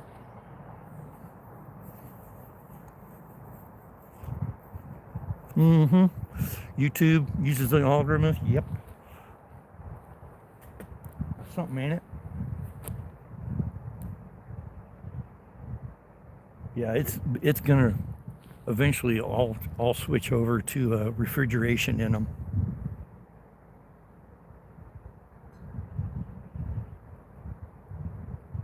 They've got ductwork, you know, off those off the servers that they pull the hot air off it in the wintertime and use it for heating all the occupied spaces. And then in the summertime, they got all these huge louvers in it, and they can open these louvers and, you know, suck as much as that hot air out as they can and run it through these huge Cray units and oh, what was it? Airsoft units. Big air handlers is all they are. As big as a house.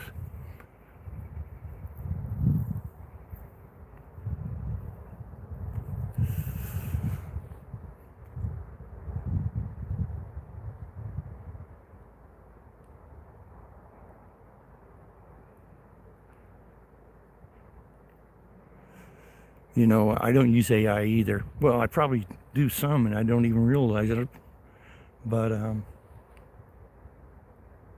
I don't use any of it either.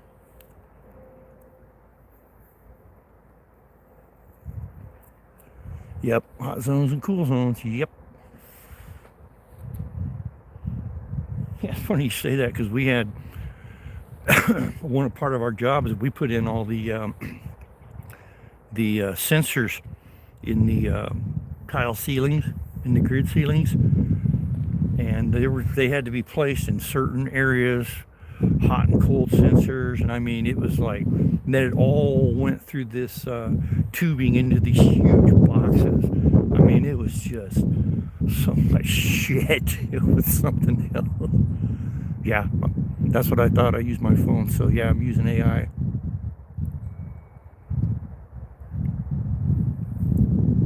Yep.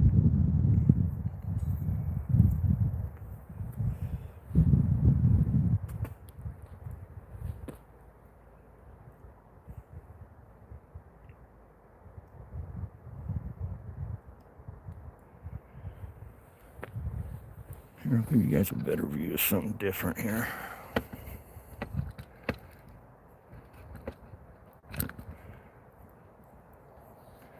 Actually, look at the fire. And while we're out here,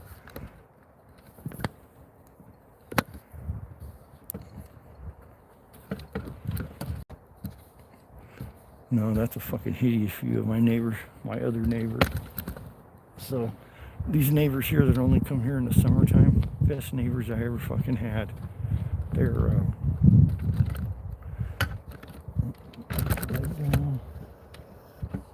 They're Mormons. They're really super good people. This other crew on the other side of me, they they've been addicted to opioid drugs for probably, well, ever since I've lived here, but probably 20 years before that even.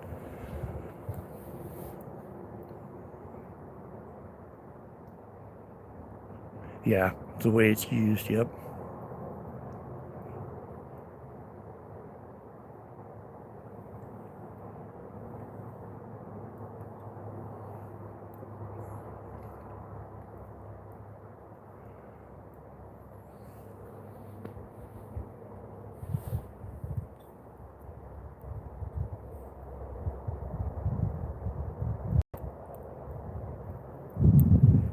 Yeah, I went to a paper mill over in Port Angeles, and they got these huge robotic machines that are fucking that load these spools of paper.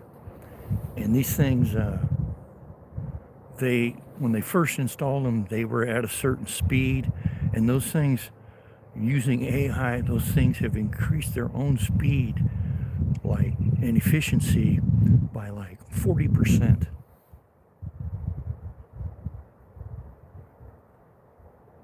It sure does, Rob. Oh, they're excellent people. And so they have a huge garden, man. I mean, they put like 40 tomato plants in, and we water it for them because they only come over on the weekends during the summer. So we keep an eye on their garden and water it for them.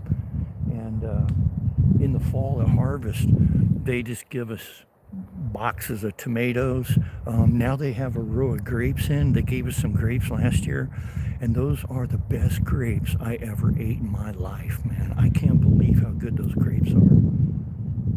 And they give us, well, they don't give us zucchini because I got my own zucchini, but I got enough of them. But, oh, they give us raspberries, lots and lots of raspberries. My wife makes raspberry syrup, raspberry jam. Yeah, they're good people, man. But it's not like I hang out with them. And like the old man, I think he kind of frowns on me because he sees me out here burning and drinking beer.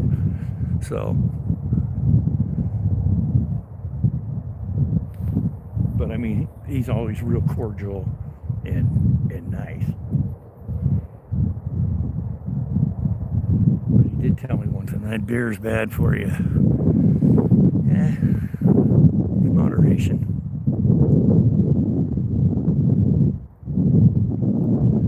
You got a totally vegan Supreme Pizza, frozen pizza? Uh-oh. Do you have any sausage or any pepperonis you could put on it, Peggy? We always got a big bag of frozen pepperoni, pre-sliced pepperoni in the freezer.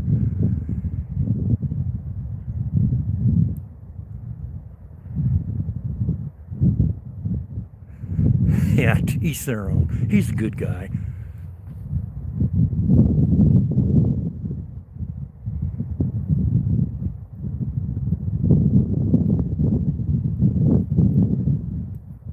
Yeah, he put an orchard in. He's got, well, not an orchard. He put in, what, I think he put in 6 apple trees and a pollinator. And then I got 5 apple trees and a pollinator.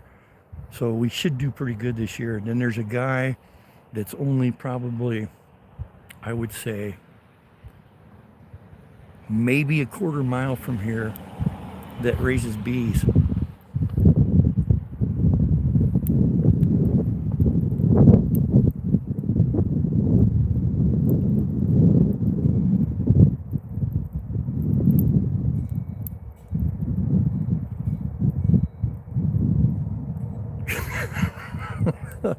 Well, they had one of their sons was living in that cabin for a few years. He lived there, and he's not part of the church, and he's an alcoholic, and he smoked weed. And I mean, this guy, he would wake up at 8, 9 o'clock in the morning, start smoking weed for about an hour, and then start drinking. And he drank all day long. And his dad and his sister were trying to get him to convert, and he wasn't having it, man. So they had these guys come and talk to him and talk to him. Wasn't happening.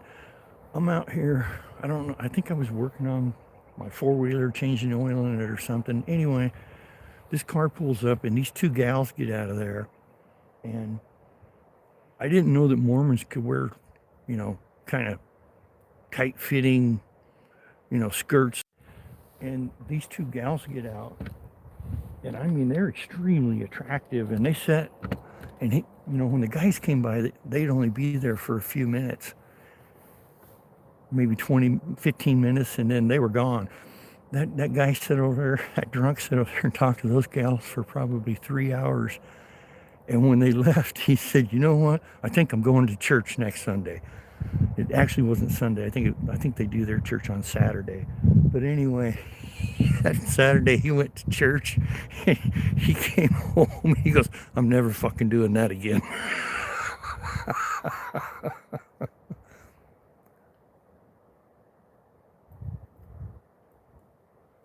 Oh yeah, man, he was bad. He was terrible, and you could just see his health going down because he would only eat like once a day. That's all he ate, and he just ate shit food, mostly frozen processed stuff. His sister, every time she came over, she'd bring him a bunch of fruit and meat that he'd have to cook. He'd usually eat most of the meat. She'd bring him some fish and chicken. He wouldn't eat the fish at all. He gave me all the fish, and I'd smoke it and give him half of it back. But yeah, he didn't eat good, but he's still kicking.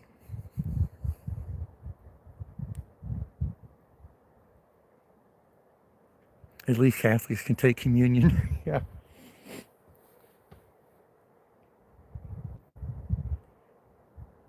Yeah, I thought that was kind of sly though, of him sending the two good-looking women by, and he sat there and talked to them for hours. But I think once he went to church, reality probably set in. Probably the longest he'd went without a beer.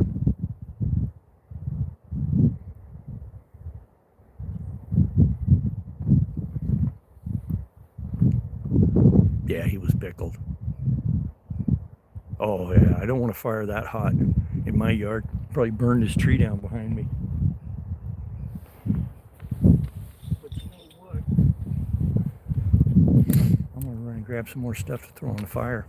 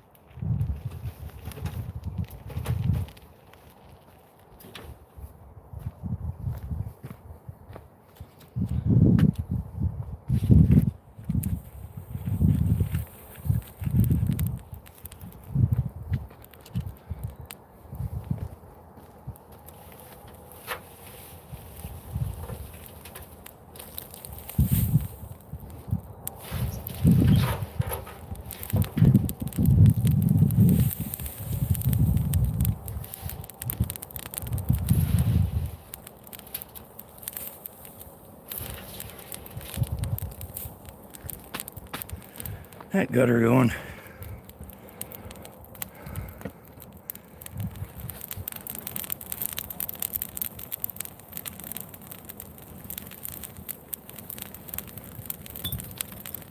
Better check how much power I got left on my phone. 20%, all right.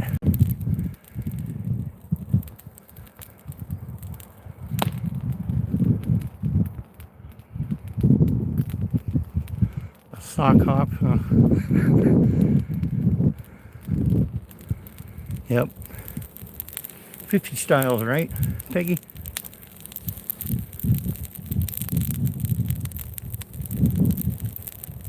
Yeah. That's the last bit of stuff I'm going to be putting on there. Here comes the wind.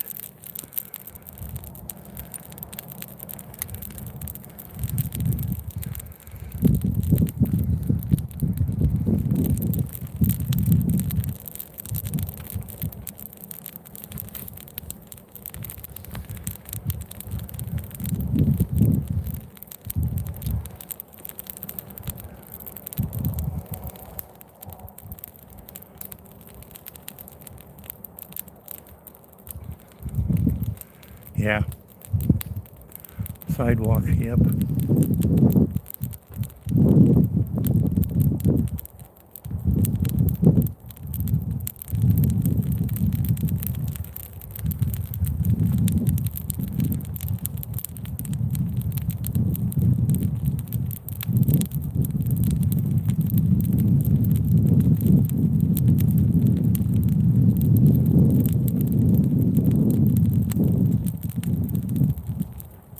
Hey, I got a question for you, Rob.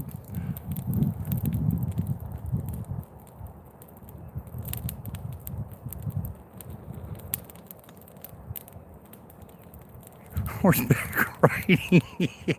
Exactly. That's a good one. Good point. Hey, I got a question for you. So, what's the difference between an abbey and a church?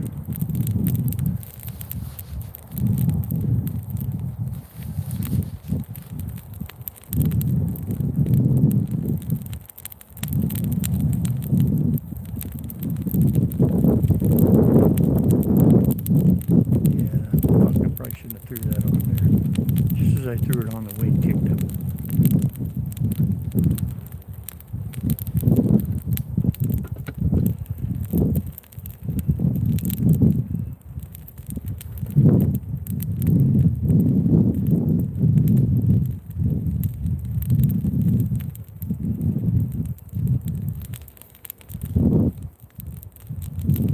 Oh, okay. Kind of like a monastery. Yeah, a church is a church, right? Because Maddie's got that right across the street from him. He can look out his windows and looking at a 600-year-old abbey. I guess they're restoring parts of it.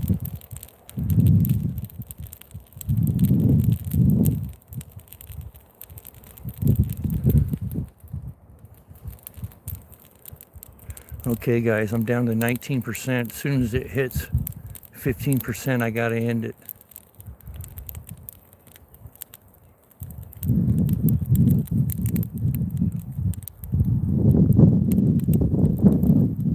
Yep, they sure as hell do. I'll tell you what, one of my favorite beers from Bavaria is a Hefeweizen. A good Hefeweizen.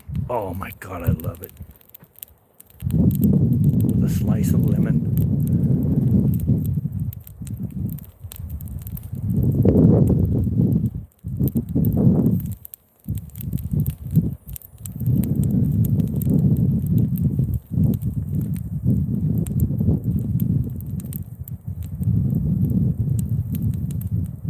Rob knows exactly what you're talking about, Peggy. That's awesome, man.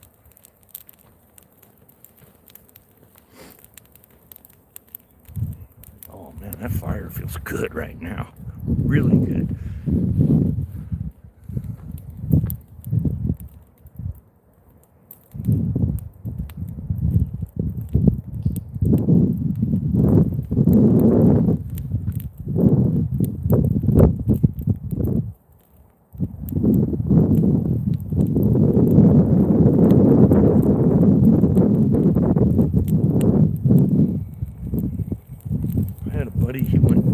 He did this tour of the United Kingdom where they went to England, Scotland, Wales. I think they went to Ireland too. But anyway, he called me when he was in Scotland. He goes, guess where I am right now? And I go, let me see, somewhere in the UK. And he's like, yeah, he told me the name of the town he was in Scotland. He goes, you know where I'm at? I go, probably sitting in a bar. He goes, yep. And he goes, but you know what's so cool about this bar? I go, what? He goes, it's almost 900 years old.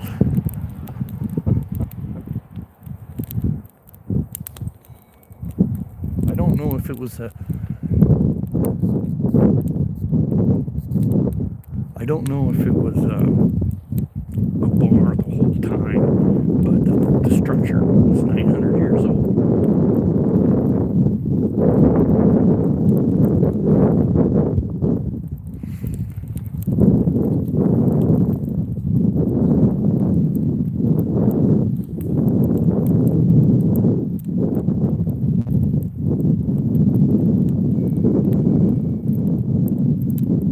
That's right, I keep forgetting, Rob, you're in Germany.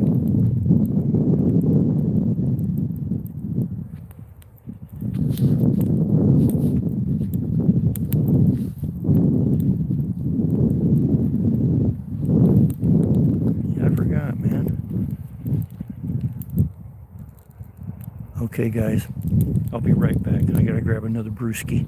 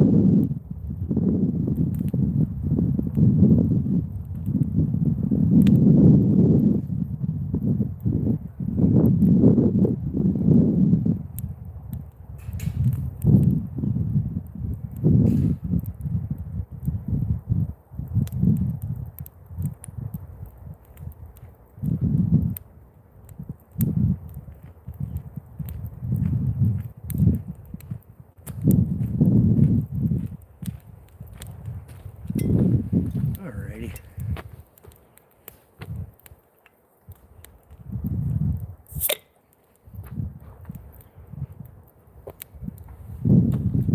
So, Rob, here in Washington, my town, Central Washington, my wife works in a town, and it's called Leavenworth.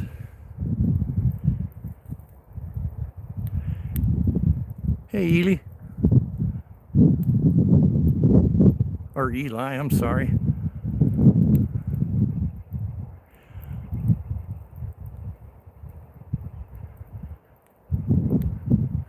Sorry, I'm looking at the chat here, getting caught up. So yeah, my wife works in this little town, and it's called Leavenworth, and you can Google it, and it'll show you. And they got this little town made up to where it looks like a Bavarian village, unless you're from Bavaria and you would know how corny it is. But they've got all these murals painted on the sides of buildings and stuff, and they try to make everything look like stuff in Austria and Germany, and it's just so corny. It's a tourist trap, and people come from all over. I mean, especially people from Japan. They bring in busloads, these people that go to this little make-up theme town that's just a total tourist trap ripoff. And I mean, people come from all over to go to this freaking little town. Hey, Martin, what's up, man? Yeah, I am for a little while anyway. My battery's starting to get run down.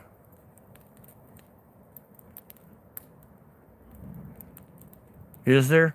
Well, you know what's wild too is from where that little German town is, that theme park town, about 8 miles away from it in the 40s was a prisoner of war camp, a German prisoner of war camp. And when the war was over, those Germans, some of them got out on work release and worked in the orchards and stuff. And when the war was over, they wanted to apply for citizenship. And a lot of these guys they worked for in the orchards, they sponsored them, and a lot of those guys moved to Leavenworth. And they're some of the founding fathers that came up with the idea, let's make a Bavarian village out of it. And it's made it a rich little town.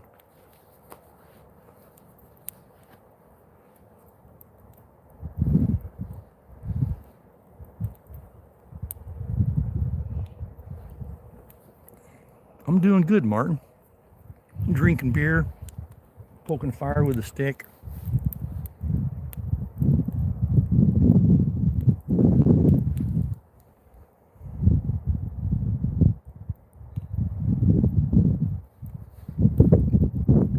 Ely, okay, so I had it right the first time. I apologize.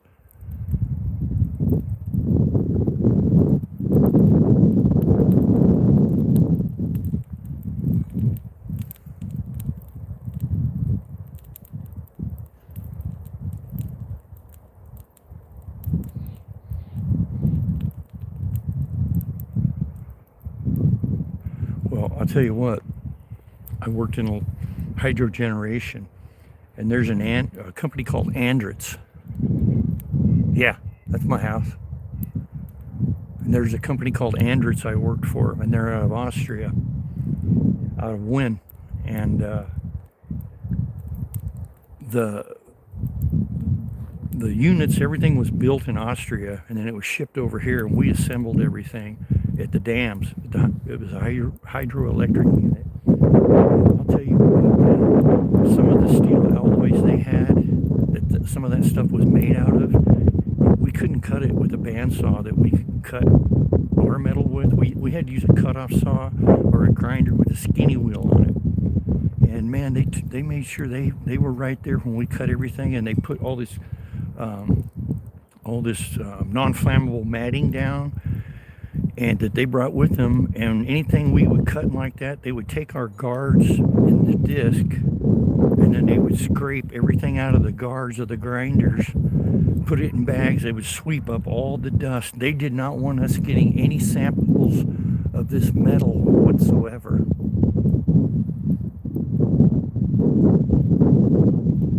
Thanks, man.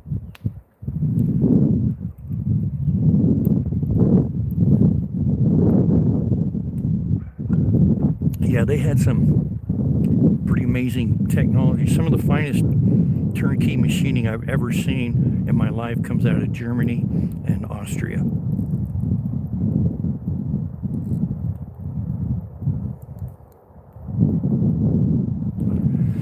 I've done a lot of stuff, brother. Done a lot of stuff, man. My whole life, up until last February when I retired a year ago, was a learning experience. And it just, I was real good at reading the manuals and following instructions to a T, assembly instructions, and I could read drawings really good, and just always had that going for me, man. And my old man, he got me in the trades. And our family, we're pipe fitter millwrights. So we do a lot of, setting pumps, a lot of precision work, also coupling alignments, a lot of different kind of stuff, x-ray welding.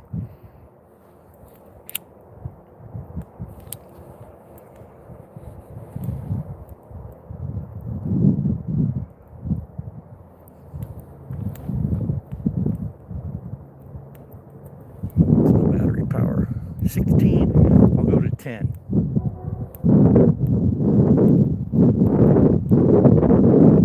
What happened to me one time is it took this phone, I was doing a live stream and the battery died, and I couldn't pull the screen up, so I plugged it in to charge it, but for some reason it took like 2.5 hours before I could get the screen to come back on. And then let me take that back. It came on in about an hour and a half. I was able to get the screen on, but then it took another hour and a half for the phone to load up.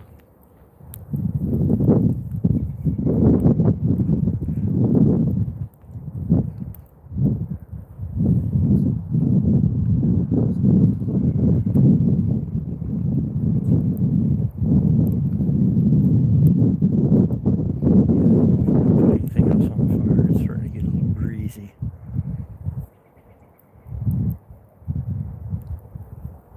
I've heard of that wine.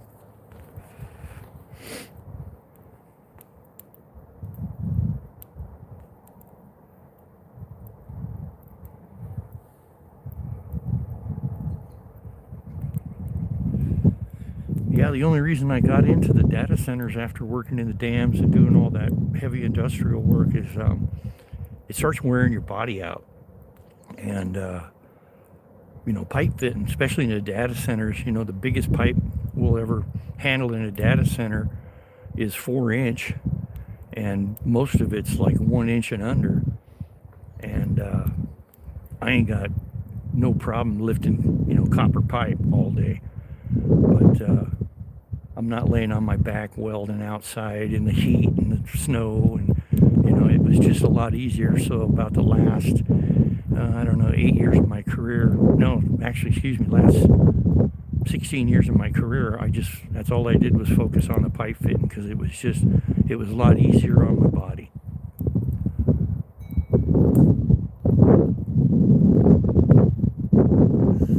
Down to 15.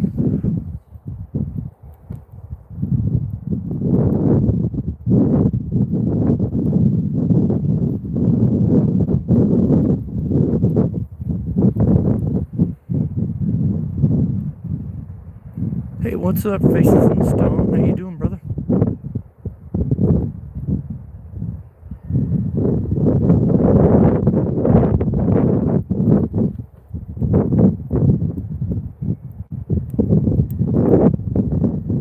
Well, I usually have a beer or two about every day. This is my second one. That's probably it for me. But I love the taste of beer. Now, in the dead of winter, when it's really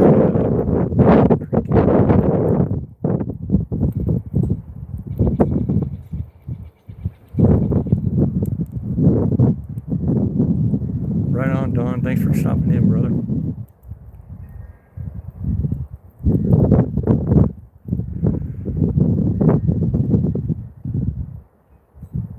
I worked with this old guy when I was a young man, and we get ready to do a task, and he says, "Okay, kid, now we got a list of shit here to do." And we teamed around for a couple years, and he goes, "What we're gonna do is we're gonna do all the easy shit first off this list." He goes, "That way, if we get ran off after our first day, we didn't have to do anything hard." I got such a kick out of that.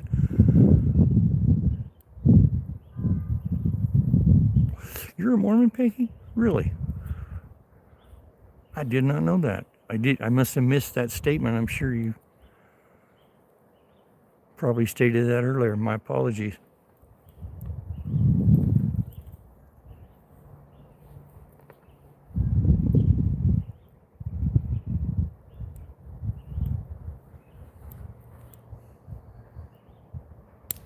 Oh, coffee ice cream's good, isn't it?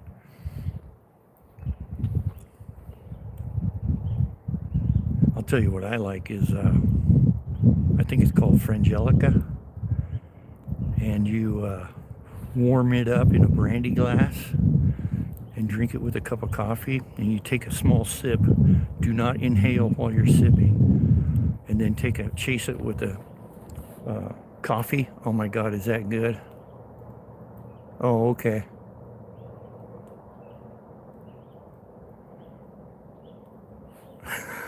Okay, Peggy. Okay, but I'm not a Mormon. Okay, I missed that.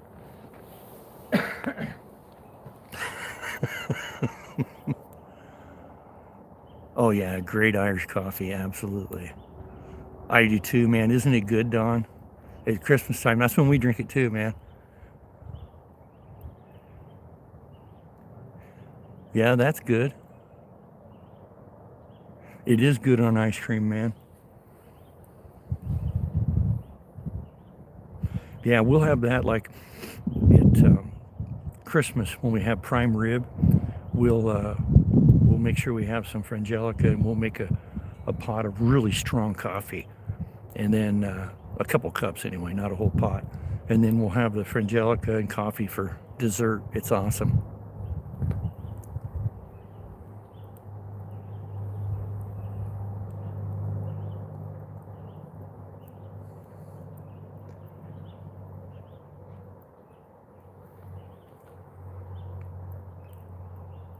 Oh yeah, schnapps is good.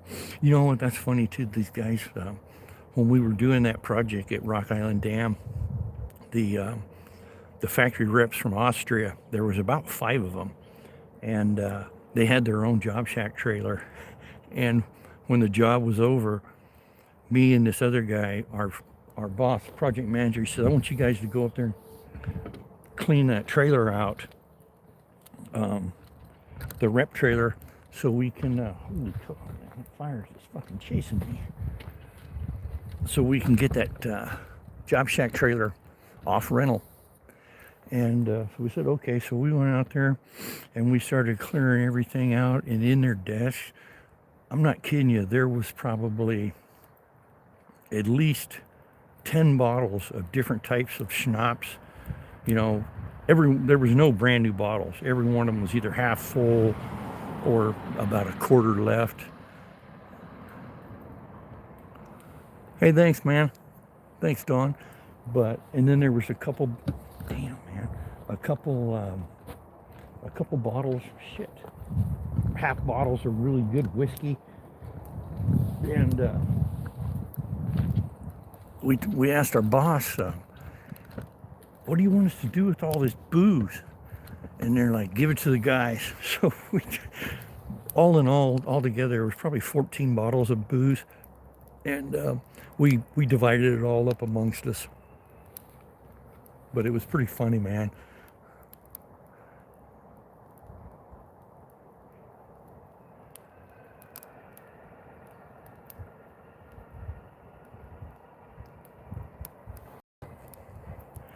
Yeah, I used to. What the hell?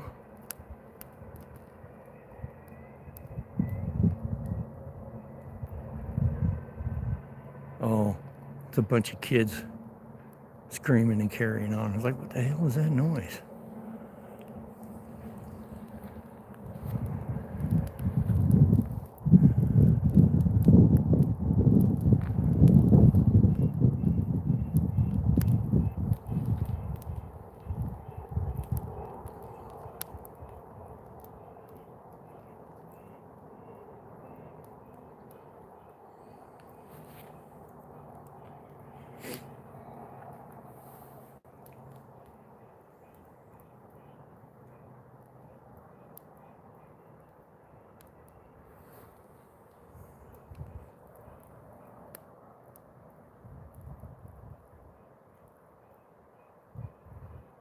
Hefeweizen? Oh yeah, this beer is just Corona Extra. It's from Mexico. But I do like wheat beer, man. I love.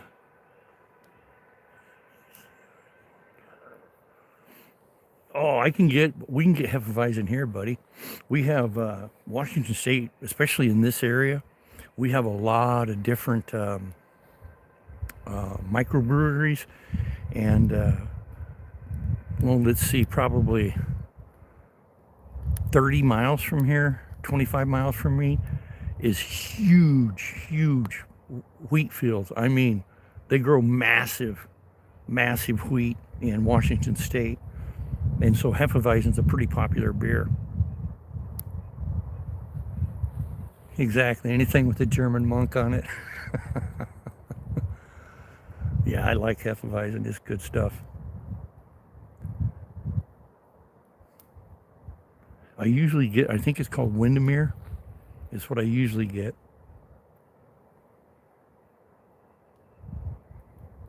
Oh, yeah, absolutely. Yep.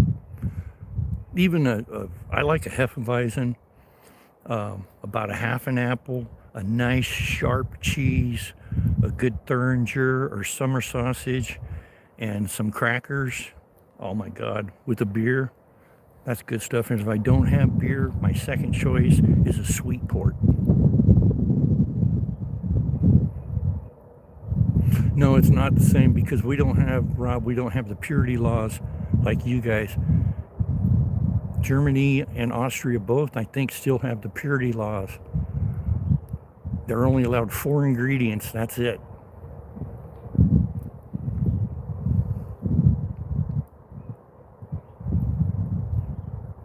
I like a nice, sharp white cheese that's been in a keg, and you can, when you eat it, you can feel the grit of the salt that was on the keg, the round. Yeah, the water's different. Yeah, yep. I know Swiss cheese is a bit much for me too. But it's got there's certain applications when I want it. Like when my wife makes chicken cordon bleu, it's got to be Swiss cheese.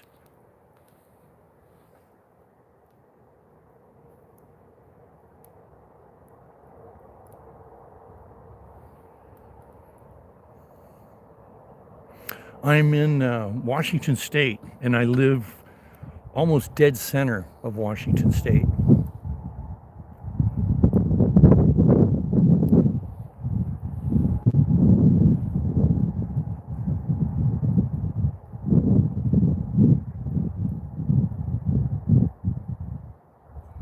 Oh, is that right? I'll be damned.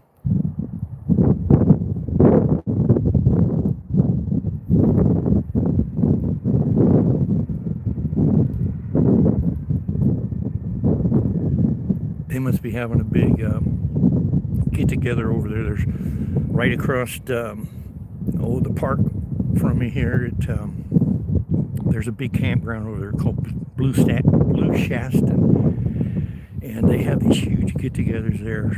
And sometimes it'll be big Christian camp out things, and different groups. But they got a swimming pool. They've got basketball courts. I think they got volleyball. I think they might even have a tennis court. But that place fills up, and it's packed all summer long.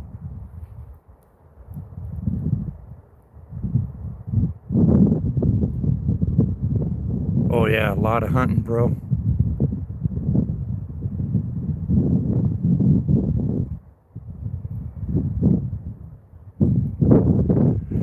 Yeah, I can hunt. Well, just right across the highway up on that state land up there, and Forest Service land, and way up behind me here is all Forest Service. I can hunt up there too, but it's fucking straight up and down. So I don't hunt that. I got to pick my hunting spots now. I find old logging roads that are growed over, that are nice and flat, or have real slight grade, and I park and walk those. Oh, I like Colby. Colby's good.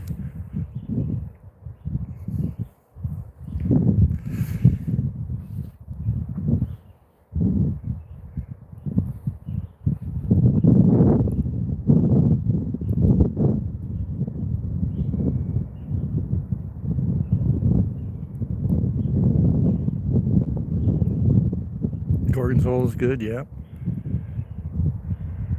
Yeah, we have a in that little Bavarian village, Leavenworth. It has a cheese shop called the Cheesemonger, and that's all it is cheeses from all over the world, and sausages and meats, and Thuringers, and then there's these other dried meats. I can't even remember the names of them, but you want to talk about good? Oh my God! Yeah, we go there every once in a while, and they'll let you sample all kinds of stuff. And some of the best cheeses I've ate in there are from the UK.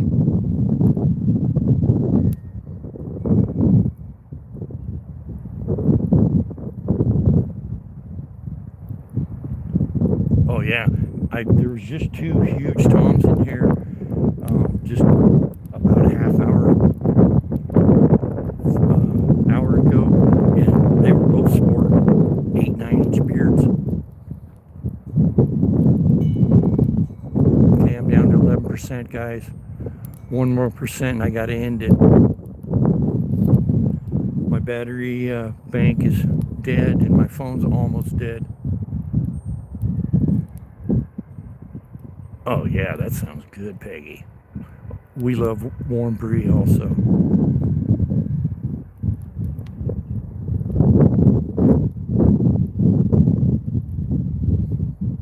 Yeah, as soon as it hits 10%, I'm gonna have to kill it, guys. Figs are good, man. I like them.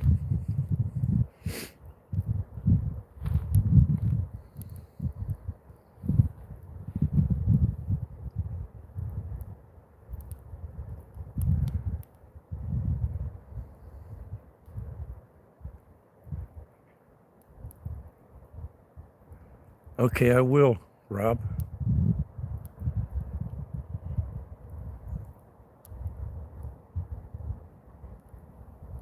Down in California when I was a kid, the grape vineyards down there, they would have a fig tree about every 150 feet.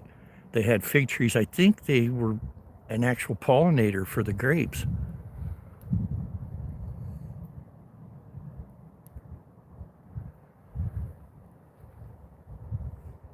But the farmers, they would let us have all the figs we wanted, fresh figs off those trees. They didn't pick them. I think that's all they used them for was a pollinator.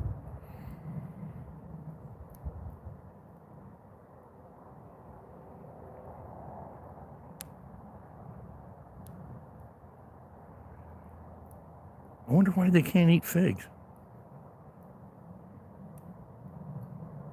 You would think they'd be able to eat any kind of fruit or vegetable.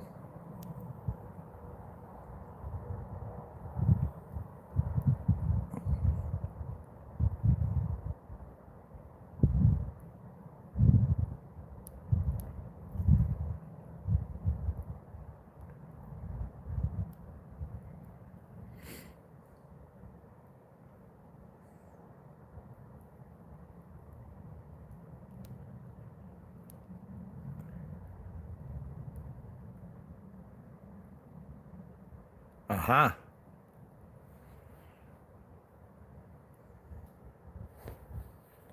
That's one thing here in Washington. We've got so many different types of bees, wild bees. And then, like I said, just a quarter mile from here, there's a guy that's got, he's got a bunch of hives. But we've got, I'll bet, probably 4 different types of bumblebees. And they're big time pollinators. You can see them with the big pollen packs on their back legs. And then we've got some smaller bees that are almost like an HB, but they're a pollinator too because you'll see them with the pollen buildup on their back legs, so they're collecting pollen also.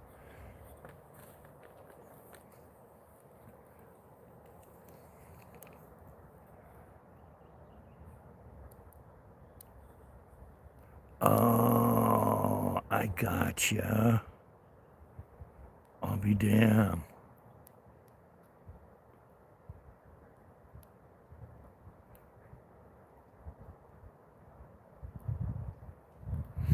Yeah, if we lose the bees, we're going to lose what, probably almost 50% of our food supply on this planet.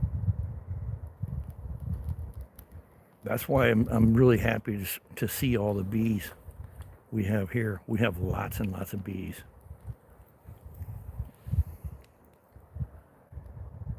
Yeah, we're hooked. Yeah, we got, my wife has tulips, and then we got all these little different types of lilies, and then there's a patch here on the front side of the fence, and there's another patch in the backyard of those little, I don't know if they're a wild honeysuckle or if they're a trumpeter. They're related, but they're the ones you can like take the flower and pull it off, and then the stamen is really super sweet.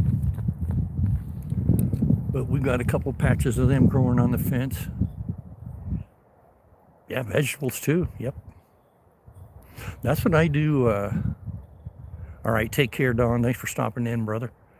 I'll go out there on my tomato plants, and I'll pick a couple, a little bunch of flowers off of one plant, and then I go around and rub the flowers on all the other plants.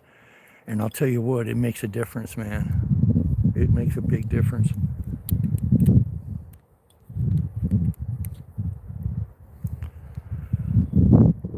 Yeah, Faces of the Stone's got a pretty cool channel. I think you might like it, Peggy. He's a rock hound, but he finds a lot of different types of artifacts and explains definitions of them and different effigies. He's got some really cool stuff.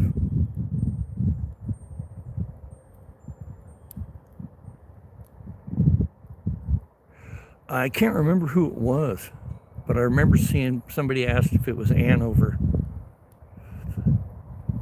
Well, it's flat. You got the Great Lakes right there.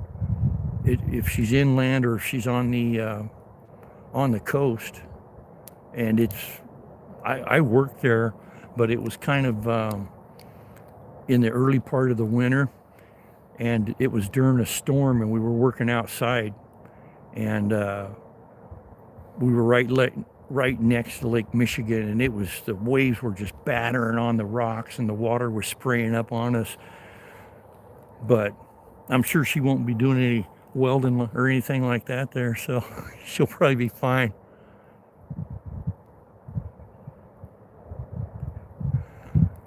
Well, guys, I'm down to 8%. I'm going to have to end this. I'd love to sit here and bullshit with you guys. I can go in the house and do some chores.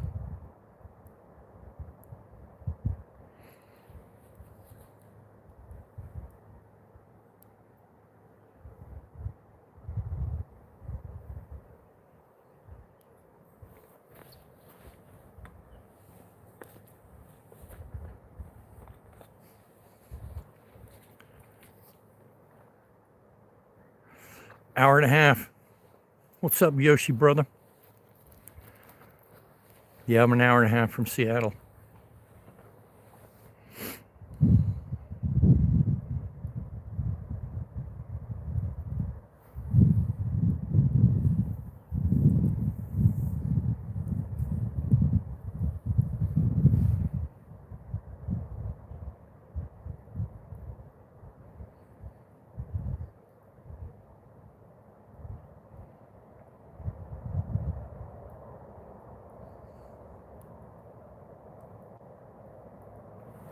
All right, guys, we're going to start heading up here.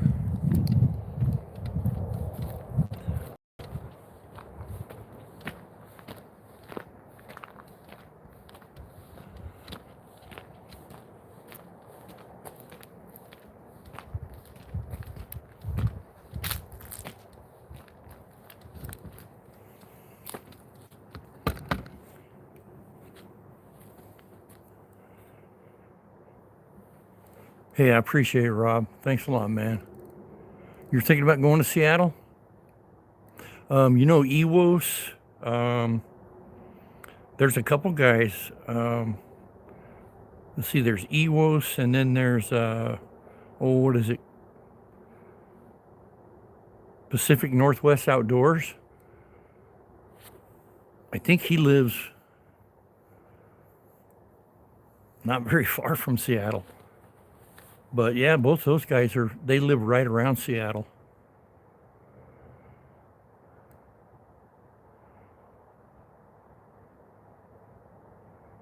Yeah, it sure does. French onion soup does. Yeah, if you make your way up this way, Yoshi, give me a call, man. I'll see if I can make it over there.